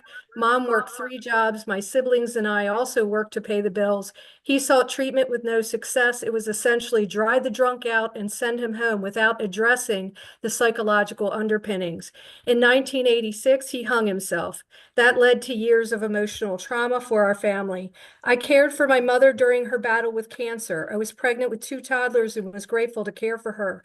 Mom refused pain medicine because she didn't want to sleep her life away. My younger brother died of cancer and I cared for him too. Prior to getting cancer, he didn't think he'd want to endure it. When actually fighting cancer, all he wanted was more time. We grieved deeply for our mother and brother, but those were not traumatic like our father's suicide because he chose it and it was sudden. We had time with our mother and brother. Killing yourself is a result of despair, not a decision of a healthy mind. This bill normalizes suicide and will help insurance companies to cover suicide drugs over actual life-saving treatment. Healthcare professionals are dedicated to healing. Do not turn them into executioners. Suicide is not a cure for anything. The prescription for death is not pleasant. 100 pills or more, and death can take hours or even days. Shooting someone would be kinder, but I guess that would make it obvious what this bill does. Fear of pain and suffering is not a good reason to sponsor suicide. There is no good reason to promote and fund suicide. People deserve appropriate physical, psychological, and emotional support, not in order to kill themselves. I urge you to stop the desensitization of human life, and please give an unfavorable report on House Bill 1328. Thank you. And I will take any questions about my experience. Thank you. Joseph Marine, one more time. Mr. Marine. All right, Dr. Kelly, Dr. James Kelly.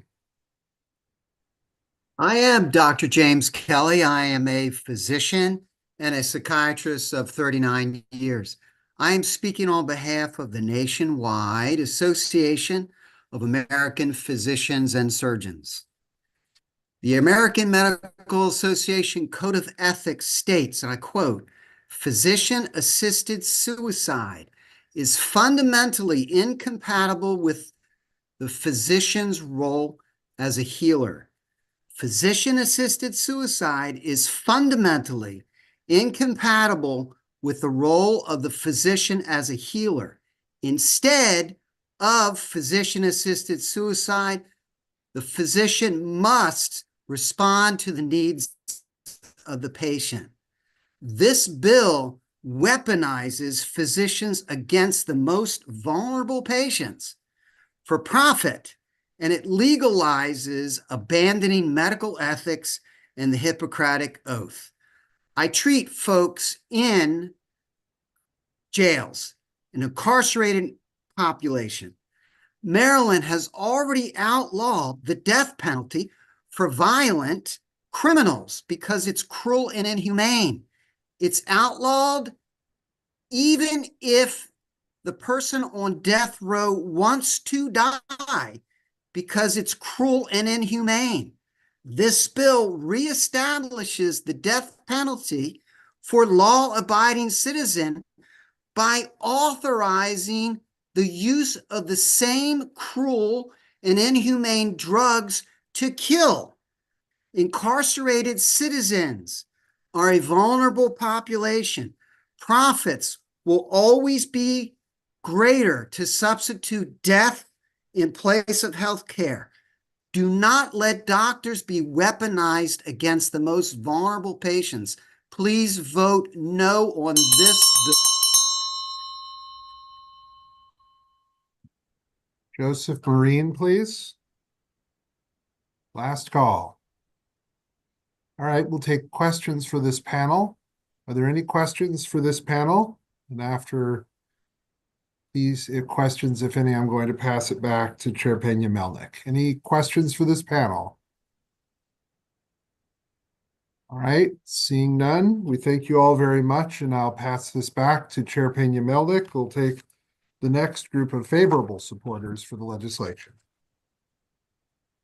Thank you. Next, we have a panel of favorable: Seth Morgan, Jonathan Alexander, Rabbi Gordon Fuller, Michael Strauss, and Jessa Gillis. Will you please be ready to unmute yourself as soon as we call your name? All right. Who's going to start with Seth Morgan? Let's make a clarification that I am unfavorable. I'll come into the committee and correct the record. All right, it was favorable. We'll put you on favorable. Thank you. So let's go with Seth Morgan, please. Thank you, Madam Chair. My name is Seth Morgan. As a person with disability and as an advocate for disability rights, assessing the protections for vulnerable populations of any proposed legislation is central to my advocacy. This bill rigorously protects all, including people with disabilities, and here's why. First, no credible case of coercion has ever been reported in over a quarter of a century of experience since Oregon passed this law in 1997. Second, the law makes this option available only to those with a terminal illness, with a foreseeable life expectancy of 6 months or less. Disability is not a terminal illness. Third, the patient must have full capacity to make healthcare decisions to qualify. Individuals with a significant cognitive disability could not use this law. Fourth, no one can authorize use of medical aid in dying for anyone else, even if they have legal power of attorney. Fifth, at least one face-to-face request with their attending physician must happen without anyone else present so as to verify that there is no coercion in the request. Sixth, their physician cannot be a witness to the written request, and at least one of the witnesses must not be a person who is related and someone who would not be an inheritor of the estate of the patient. Seventh, the multiple polls, including Maryland-specific polls, have shown that people with disabilities overwhelmingly support medical aid in dying. And eighth, the patient is not required to use the medication. About 1/3 of all prescriptions are never used, but may give the terminal individual the comfort of knowing that they can fight on and they have the option of use of the medication if it becomes too severe. The choice should be and would be exclusively in the control of the patient. Thank you. Thank you. Rabbi Gordon Fuller, please. Good afternoon. Thank you for the opportunity to speak with you as I speak in favor of these end-of-life options in both the House and the Senate. And thank you for your efforts to keep our democracy of free choice strong and going. I speak to you today as an independent rabbi in Howard County. We Jews are a peoplehood as well as a religion, and like all peoples, we are not monolithic. We believe that all voices are important in our community, non-Orthodox as well as Orthodox. Judaism is clearly a religion that celebrates life, as we all know that we drink a toast to life, l'chaim. We are also a religion that believes those lives should be meaningful. We are not a religion that believes in suffering, though we have been forced to suffer through many eras of our 3,500-year history. Specifically, when it comes to death, we have numerous examples of when life is permissibly shortened in order to end suffering. The Talmud has multiple cases of this. One example is when Rabbi Hanania ben Tradion is martyred by the Romans following the Bar Kokhba rebellion in the 2nd century. As he is being wrapped in a Torah scroll to be burned to death, He agrees with a merciful executioner to do whatever was possible to speed up that process so he will suffer less. Both are rewarded by God for their actions, including the executioner who assisted in his death. A contemporary of Rabbi Chadion, Rabbi Yehuda Hanassi, was suffering from dysentery. His students were praying fervently for his recovery, but as his maid saw how frequently he had to go to the privy and how severe his suffering was, she prayed to God to take his life. When that didn't happen, she went up to the roof, dropped a jar off of it, which distracted the students praying for his recovery, and at that moment, his life was taken. Thank you for your listening to all these testimonies and for your wisdom in supporting this bill. Thank you. We have Michael Strauss. Will you please unmute yourself, Michael Strauss? Can you hear me now? Yes. Very good. I am Dr. Michael Strauss, and I support this bill. We now have 104 state years of aid and dying experience in 10 states plus DC. And I think you need to understand what's never happened in these states. Hope you could look at my written testimony as I speak, because I have some informative graphs. There has never been an increase in the state suicide rate beyond what's happened across all states, as Dr. Hills mentioned earlier. Those states that currently have a higher suicide rate had a higher rate before the introduction of aid and dying. Aid and dying had no impact on the suicide rate. There's been no forced aid and dying in marginalized populations. Also, a graph at the top of page 2 of my testimony shows that in 5 states that publish aid and dying data by race, the percent of patients who are African American, that's the blue bars, are on average 1/6 as high as the African American percentage of each state's population, the orange bars. African Americans use aid and dying dramatically less often than others. There have been no documented cases, none, of unused drugs being abused by patients, and no other groups have ever been shown to be coerced into using aid and dying. There's been no problem of attending physicians evaluating capacity, as Dr. Morrison said, because there are 2 excellent studies showing that they get it right 100% of the time. There's no problem of controlling the location. 95% of deaths happen in the home, 5% in nursing homes. And there have been no credible cases of insurance companies denying medical treatment coverage because the patient has access to aid and dying. So as you hear all these hypothetical claims today, ask the witness or ask yourself, has that ever occurred in the 104 years of state experience? Thank you. Thank you. Next witness, Jessa Gillis. Will you please unmute yourself?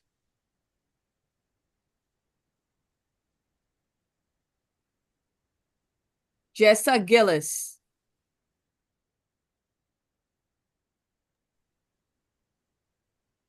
One last time, Jessa Gillis. You are muted. Can you speak, please? Hello, my name is Jessa Gillis, and I live in Rising Sun, Maryland. I would like to thank House and Government Operations Committee Chair, the chairs, Delegate Pena-Melnick and Delegate Klippinger, and committee members for considering my testimony. I'd also like to thank Delegate Hill for her hard work on this bill. I support this legislation, which will allow mentally capable, terminally ill adults the end-of-life care option to obtain prescription medication that they can decide to take to peacefully end their suffering if it becomes unbearable. I was diagnosed with metastatic breast cancer in 2020. While my health is currently stable, I know it is just a matter of time before I run out of options. I am currently on my 5th line of treatment. With each new treatment, the cancer becomes harder to treat, the side effects become more challenging, and the duration the treatment works becomes shorter. Earlier this month, I went to my friend Ruth's funeral. Ruth had stage 4 ovarian cancer and was in hospice for 3 months before she passed. She was a strong proponent of medical aid in dying, but was unable to make the choice for herself because of her state of residence. By the end, she was unable to eat or drink and was in pain even with palliative care measures. I wish she had been able to choose a kinder passing. I would also like that for myself. Seeing Ruth's passing made it clear to me that the time has come for Maryland to join the states who allow their terminally ill citizens a kinder death.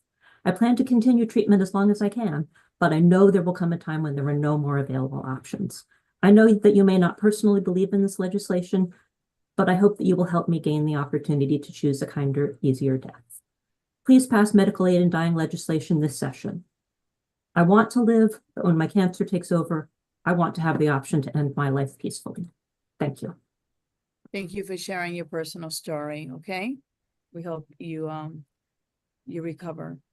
Next, we have, actually, we're going to open it up now for questions from this favorable panel. I see from the judiciary, Delegate Aragon. Delegate, you can unmute yourself. Thank you. Hello, Thank you, can you hear Madam me? Chair.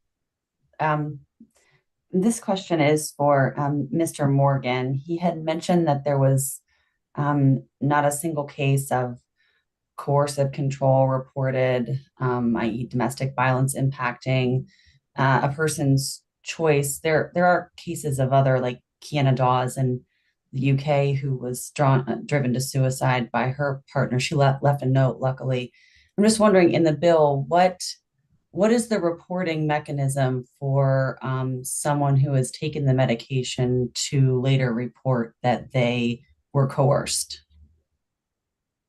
Well, the allegation of coercion would come from a family member or close friend of someone. But as I said earlier, there's been no credible report of such having happened.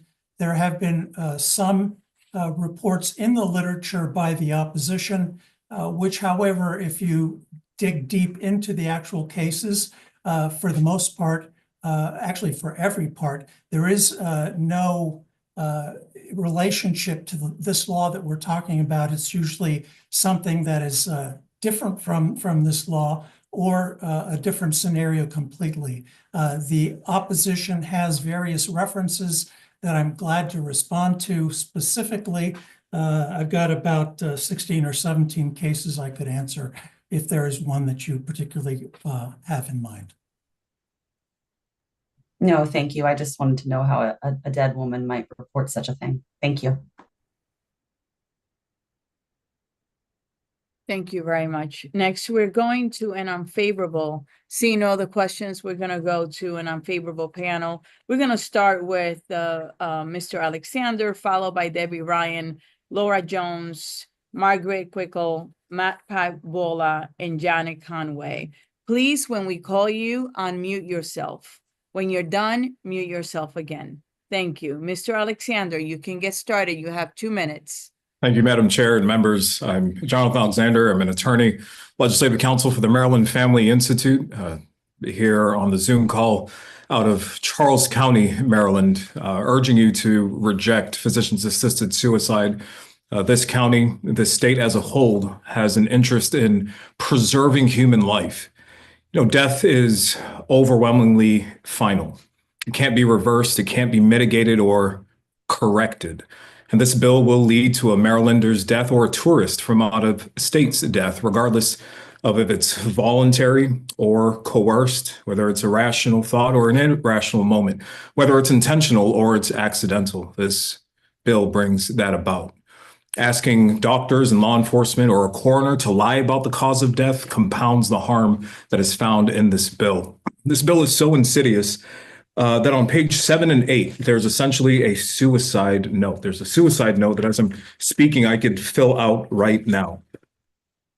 Suicide is a final sentence that we so want to prevent that if you were to dial 988 on your phone right now, the entire Maryland law enforcement and ambulatory apparatus would be dispatched to you in order to save your life. We teach about suicide prevention in our school curriculum. And in no other context where something is criminal could you sign, as I am now, your release of that criminality and say that I want to participate in it. It's sort of a choose your own adventure. On page 7 or 8, you can choose to inform your family or not inform your family. And so for the third time, I'm doing this and choosing not to inform my family. I want to demonstrate just how cavalier this approach is, having a death note within a bill. But that's the nature of this physician's-assisted suicide, consigning an individual to prescribed pills, sending them home to end their life.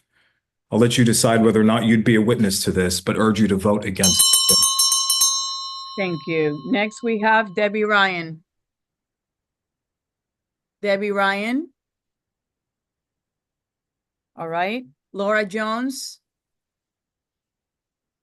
Laura Jones, remember you need to unmute yourself when you're called. Laura Jones.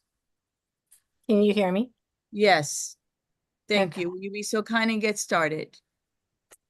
Thank you. Yes, every year I explain how this law will threaten my family. In 2016, our teenage daughter was suicidal with a plan to overdose on drugs. And at the same time, my mother-in-law had a terminal illness with a 6-month prognosis. What you might not realize is when you pass this bill, every person with a terminal illness will have to consider this deadly option. And for my mother-in-law, that was frightening. She knew it would be hard for her to resist, and it would tempt her to do something she never would want to do. One academic paper determined suicide rates for people like my daughter increased 6.3% when it's legal. This is a conservative number because of the way the study was conducted. In Maryland, 608 people died from suicide in 2022. A 6.3 increase will mean an additional 38 people will die from suicide if you pass this law. A study from Johns Hopkins states young children with parents who commit suicide are 3 times more likely to commit suicide than children of living parents. Imagine all the sick people who decide to die early so their grandchild has money for college, and instead the child decides to end their life early too. This is far more than a personal choice. It impacts others. What you must understand is suicide is contagious. It spreads like an infection in the mind, a compulsive thought that won't go away. Additional people will commit suicide because someone they know died by drug overdose using the end-of-life option. This is not a hypothetical situation. There are hundreds of studies that confirm suicide contagion is real. The 2017 paper by the American Association of Suicidality has been retired. They are taking another look at the connection between suicide and physician-assisted suicide. If you once thought this was a good idea, it's time to reevaluate your position. I ask you for an unfavorable vote. Thank you. And thank you for being here and sharing your story. Margaret Quickle, please unmute yourself and give us your testimony.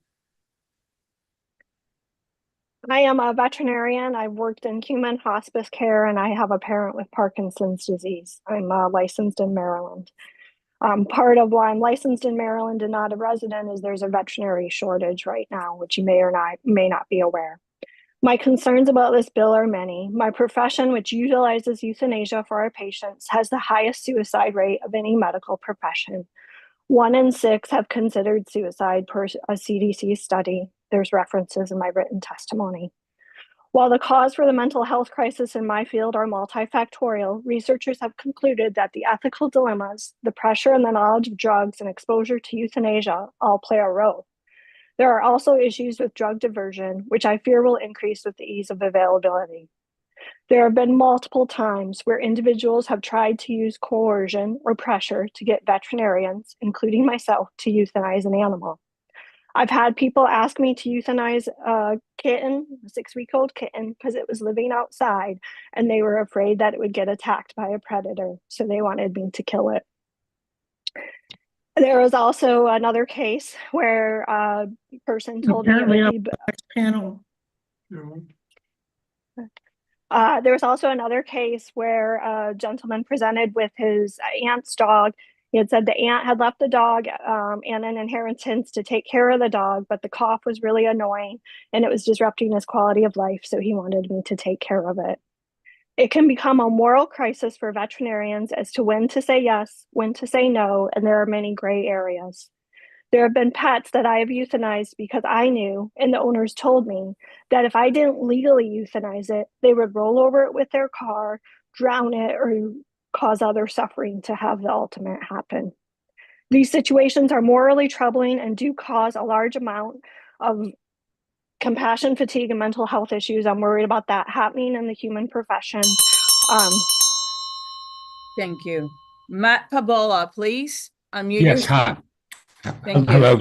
Thank you, members of the committee, for this opportunity to testify. I am Matt Pavola.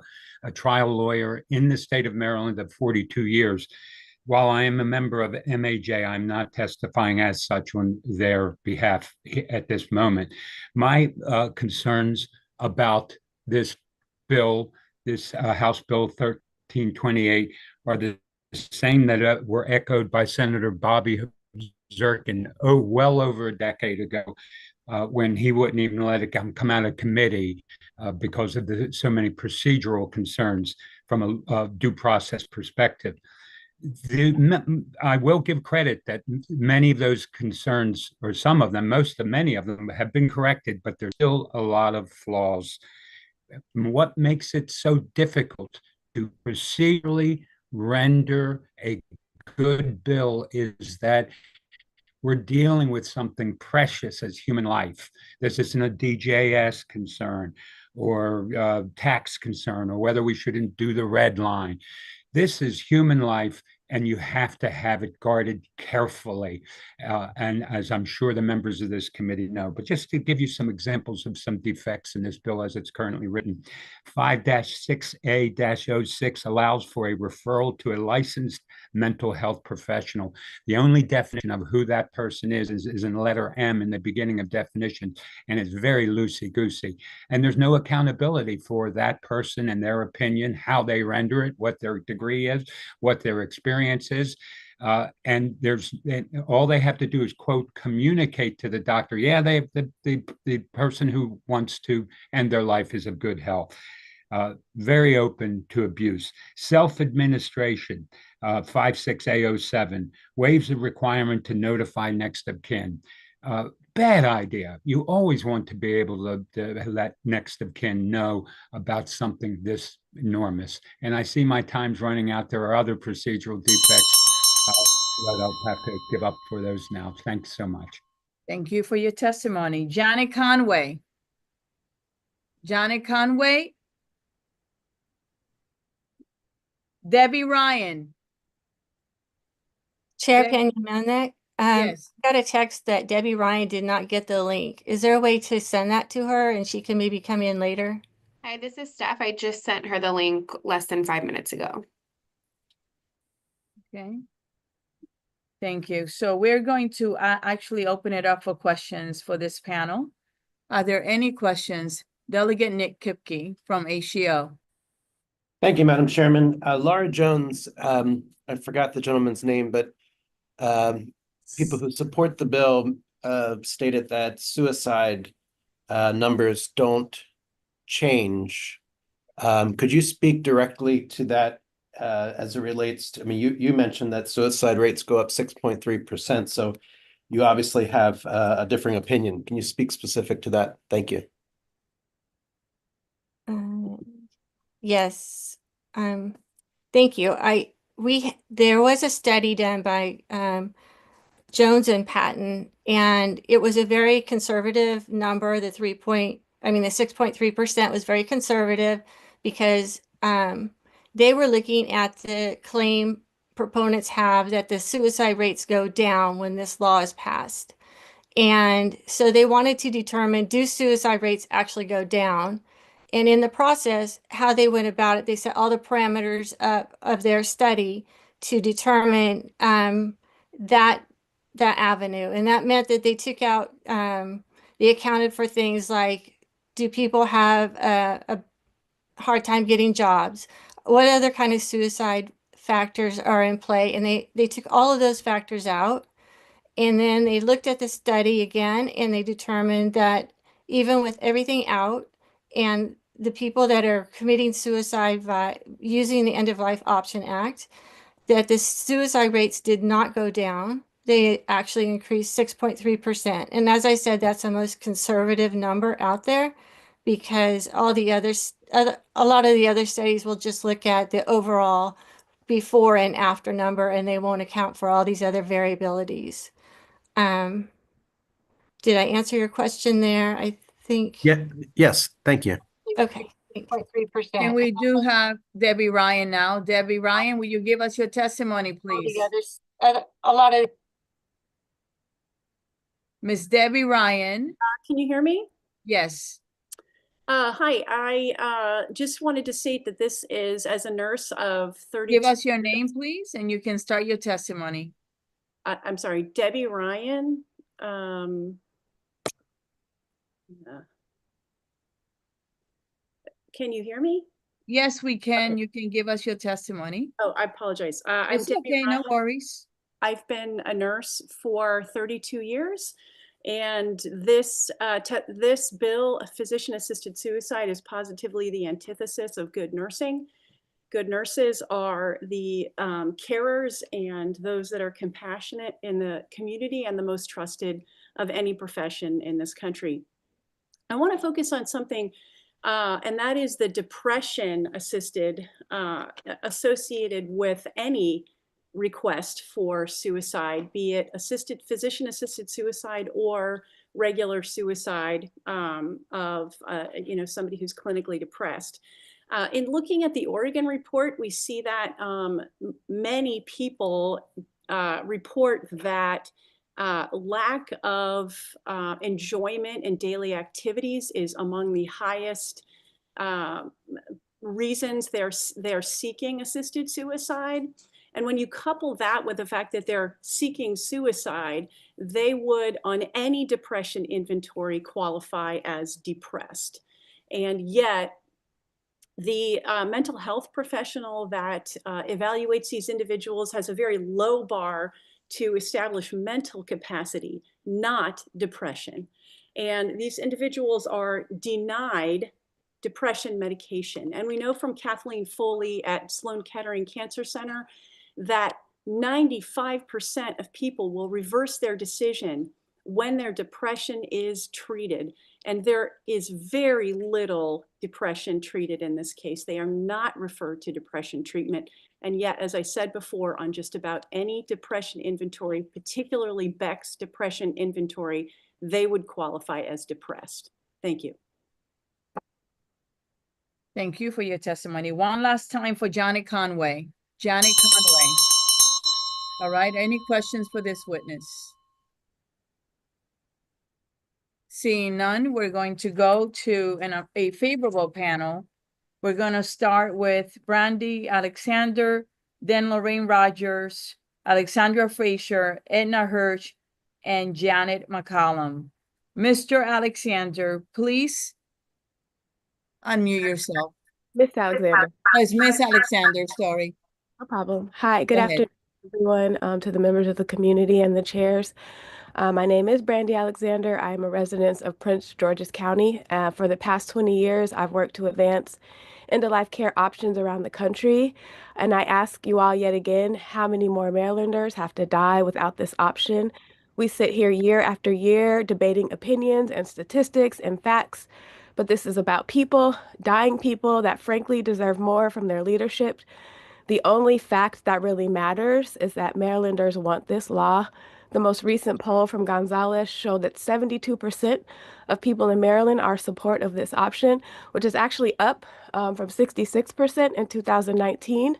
But yet and still, we continue to spend hours and now years actually pontificating while dying people are suffering.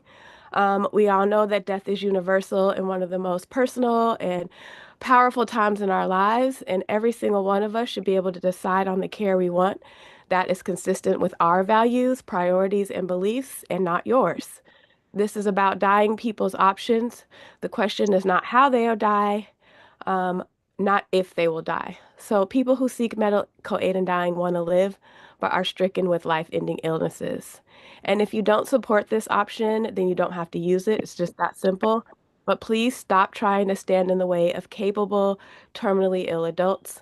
And I know the former Delegate Pendergrass already read the entire testimony from the Honorable Elijah Cummings, but I do want to read a quick excerpt again where he spoke about having to watch people suffer. And he said, as I recall, those losses for you, I must acknowledge that my prayer for those dying loved ones deprived of any reasonable hope for a prolonged life was for a respectful and compassionate end of their suffering and a swift journey to that better place.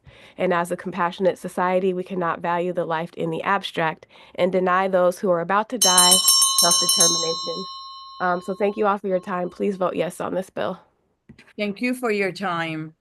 Lorraine Rogers, will you be so kind and unmute yourself? Good afternoon. My name is Lori Rogers. I'd like to address some concerns that have been raised by delegates who favor the bill but have some questions about particular details. Some have questioned whether oncologists and cardiologists are qualified to assess the mental capacity of patients.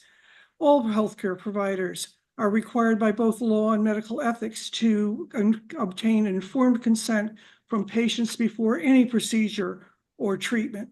And they routinely make such assessments and have both the experience and the expertise to do so.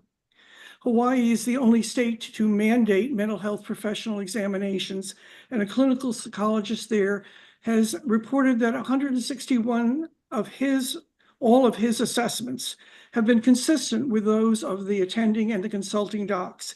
He concludes that terminally ill patients should not be required to undergo a burdensome, potentially costly, time-consuming evaluation by a specialist unless the consulting or the attending feel there is a real need to do so.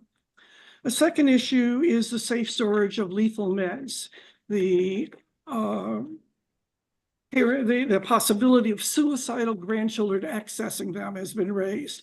And in reality, suicidal grandchildren are going to be going in grandpa's closet to get his guns, not his medicine chest to get his meds. And while few are suicidal, many are unfortunately addicted, and they're searching the sick room for the opioids, for the morphine, the oxy. Another concern is doc shopping and whether patients will be looking for a doc to give them a favorable mental capacity evaluation.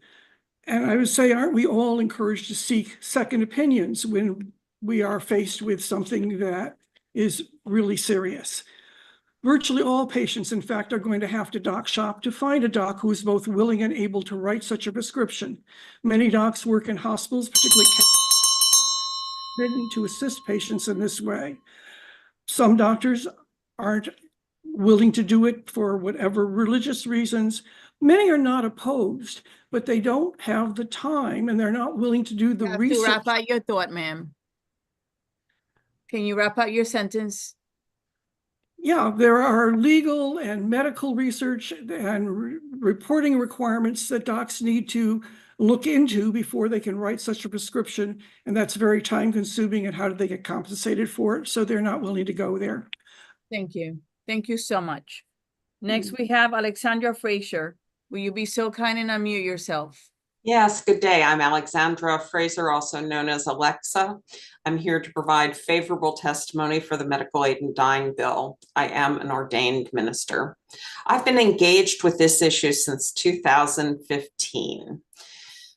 I started focusing on it in response to my father ending his life with a gun as he refused the pain, suffering, and loss of autonomy his advancing Parkinson's was causing.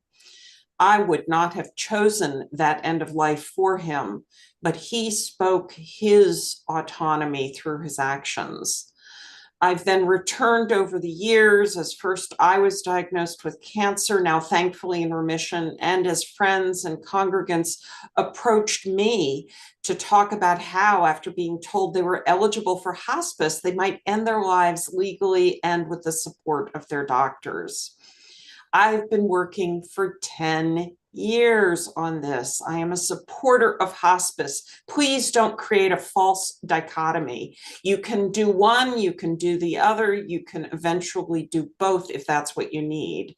This bill does not undermine or prevent the use of hospice. Allegations to the contrary don't use the words hypotheticals or slippery slope, but that is in fact what they are alleging. I follow the dictates of my faith, which treasures bodily autonomy and personal agency. It grounds itself on the principles of free and responsible personal search for truth and the right to use conscience. We've heard over 70% of Marylanders support the principles of MAID. Is this democracy where surely the will of the people carries some sway? How can we continue to be calling this controversial and continue to deny the rights of autonomy and self-determination to our people? I've worked as a chaplain. I've been with people when they were on this. They should have the choices that this bill affords them. Thank you very much for your advocacy. Next, we have Ms. Edna Hirsch. Will you be so kind and unmute yourself and give us your testimony? Am I unmute? Yes, you are. Great. My name is Dr. Edna Hirsch. In December, my husband died of glioblastoma. He suffered tremendously and he was in hospice. He hoped to use this end-of-life option. I've participated for the past 10 years trying to get this bill passed. It was a good bill to start with, but over the past 10 years, it has additions and more safeguards that it borders on the ridiculous. And over these years, I have heard so many people, it's just lies, that somehow this is suicide or disabled people will be vulnerable, the vulnerable will be able to use this. That is not what this is. However, it is true that in the state of Maryland, it is easier to end your life with a gun. And so that disingenuous dialogue needs to be addressed. Go on and Google how many people in the state of Maryland commit suicide for their terminal illnesses, and you will be shocked. And they shouldn't have to. This bill is a great bill. My husband suffered badly. My father suffered and would have loved to be able to take advantage of this. So if I sound angry, it's because we've worked for 10 years and it's usually some type of political pandering that doesn't let this bill see the daylight. Please, I beg you, let this get to the General Assembly. Let this get to the General Assembly, let it get out of committee, and let it get voted on. Please. Thank you. Thank you, and I'm so sorry about your husband's passing. Thank you very much. Dr. Hirsch. Next, we have Janet McCollum. Will you be so kind and unmute yourself? Janet McCollum. All right, now I'm going to open it up for questions. Are there any questions from both the Health and Government Operations Committee or Judiciary? Seeing none. Oh, yes, Delegate Hill. Thank you. I wanted to, first of all, thank everyone for being here and all the previous panels too. I wanted to ask Reverend Fraser a question. I've got data here from the CDC that shows that contrary to earlier testimony, the suicide rates in states that have enacted aid in dying do not rise faster than suicide rates and the national average. Would that be a surprise to you? No, that aid in dying does not actually increase the rate of suicides? Thank you so much for giving me the opportunity to respond to that point. As some of you know, I'm a second career minister and my first career was as a statistician. So I actually, a public health statistician. So I actually know and understand those data. It is my personal belief and understanding from looking at these data that the adjustments made in the study that somebody, I'm sorry, I can't remember, somebody on the unfavorable side cited as increasing were actually the incorrect adjustments, and that the adjustments that need to be made are for trend lines in suicide across time. So when you adjust for trend lines in suicide across time, where you get to is that this does not change the level of suicide when this bill is introduced or has been around for a long time. Somebody perhaps, anyway, one of us said something to the effect that there was just over 100, coming up on 150 years of data on this bill. There's no reason for hypotheticals anymore. Thank you. Thank you. So are there no further questions? I am going to go now on to the last panel of the day, which is an unfavorable panel. We're going to start with Christina Borman, followed by Rabbi Ariel Sotwin, Shirley Reddock, Martha Schrer, and Jessica Rogers. And when we call you, please unmute yourself. First, Christina Borman, will you be so kind and give us your testimony? You each have 2 minutes. I need to correct, I'm unfavorable, so I'm not sure how I got on your list as favorable. This is an unfavorable panel that I'm calling, so you are correct. Oh, And my okay, I'm record is sorry. correct. It's I okay. didn't hear you. It's all right. Honorable delegates, I've been a nurse in Maryland serving people for the past 50 years.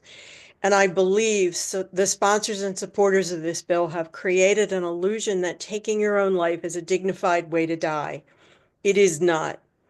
On the contrary, it would forever change the doctor-patient relationship, which is rooted in the oath, do no harm.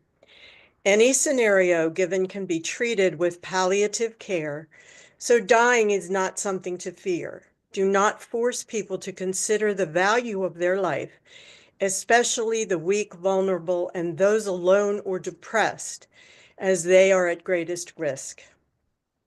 You cannot control what the healthcare insurers will do either. In California, after their bill was passed, I believe I read that a young mother who had been treated with chemo for her cancer was denied the cancer after the bill was passed and told that she could in fact be given from her insurers the pills instead, but not the treatment. She died, leaving 3 young children. As a caregiver my entire adult life, and now at the age of 78, I fear becoming a care receiver, living in a state that has little value of life-affirming legislation, but rather focuses on promoting a culture of death. This legislation was rejected 7 times over as many years. Why is it back? Could it be our voices are never heard as voters? I vote. I would hope your political agendas would not supersede our messages, so please hear us this year. Personally, I have been blessed to care for both parents who died 3 years apart, one in my home. I also lived for 3 weeks with my dying sister who had Down syndrome and experienced the ultimate gift of comforting her. How wrong you would be to deprive anyone from those life-changing, exceptional experiences. As elected officials, your duty is to protect life, not enable the snuffing out of it. I urge you to reject these efforts to codify the killing of our fellow brothers and sisters. Thank you. Thank you, and sorry about your losses. Next we have Rabbi Ariel Swalwin. Good afternoon, Madam Chair, Madam Vice Chair of the Health Government Operations Committee, Mr. Chair, Madam Vice Chair of the Judiciary, and distinguished members of both committees. Thank you for the opportunity today. For the record, my name is Rabbi Ariel Sadler. I'm the Executive Director of Agudath Israel of Maryland, the Regional Office of Agudath Israel of America. Agudath Israel speaks on behalf of Orthodox Jewish communities across Maryland and across the country on matters of government affairs and public policy. For the last 90 years, our organization has been the voice for culturally sensitive health and end-of-life advocacy for American Orthodox Jewry. I wish to state our firm opposition to House Bill 1328. In your packet, you will find also written testimony from Yahalom, Maryland, which is a division of our organization, serves as points of contact for individuals, families within the community who seek assistance navigating issues related to physical, intellectual, and developmental disabilities. Yahalom stands in conjunction with the general consensus of the disability advocacy groups in opposition to this bill. I'm simply here to share the time-tested perspective of more than 2,000 years of classical Jewish tradition that all human life is sacred and at all times during the life cycle and without any exception. We must not accept the notion that we can place a value on life based on its quantity or its quality. Our lives are a sacred charge. They're gifts that we must use and appreciate. It's never in our own hands, but in the hands of God itself. Any law to go ahead and change that, to undermine that fact, is something that we oppose strongly. On behalf of Yahalom, the organization of disability rights in our community, I wish to mention the name of a dear departed friend of mine and many of others who are watching on this hearing today, Cheryl Grossman of blessed memory.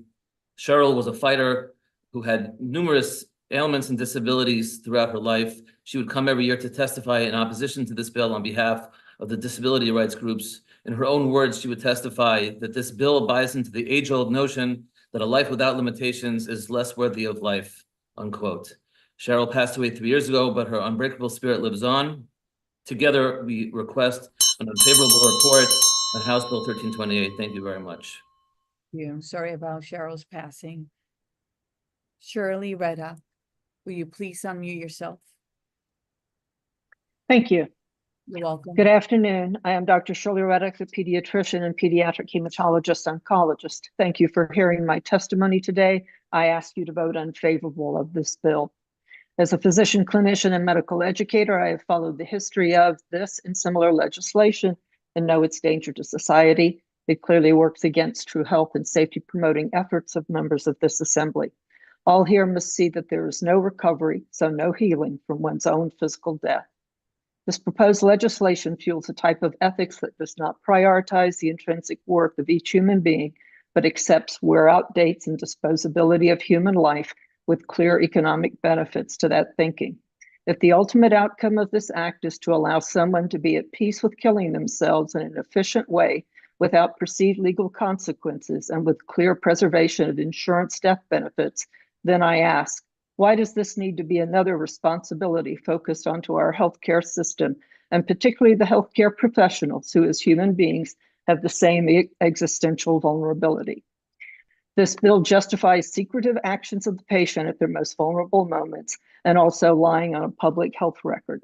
The death certificate. This bill flies in the face of promotion of truth and transparency in a government that appears to easily wash its hands of responsibility for this death-dealing act.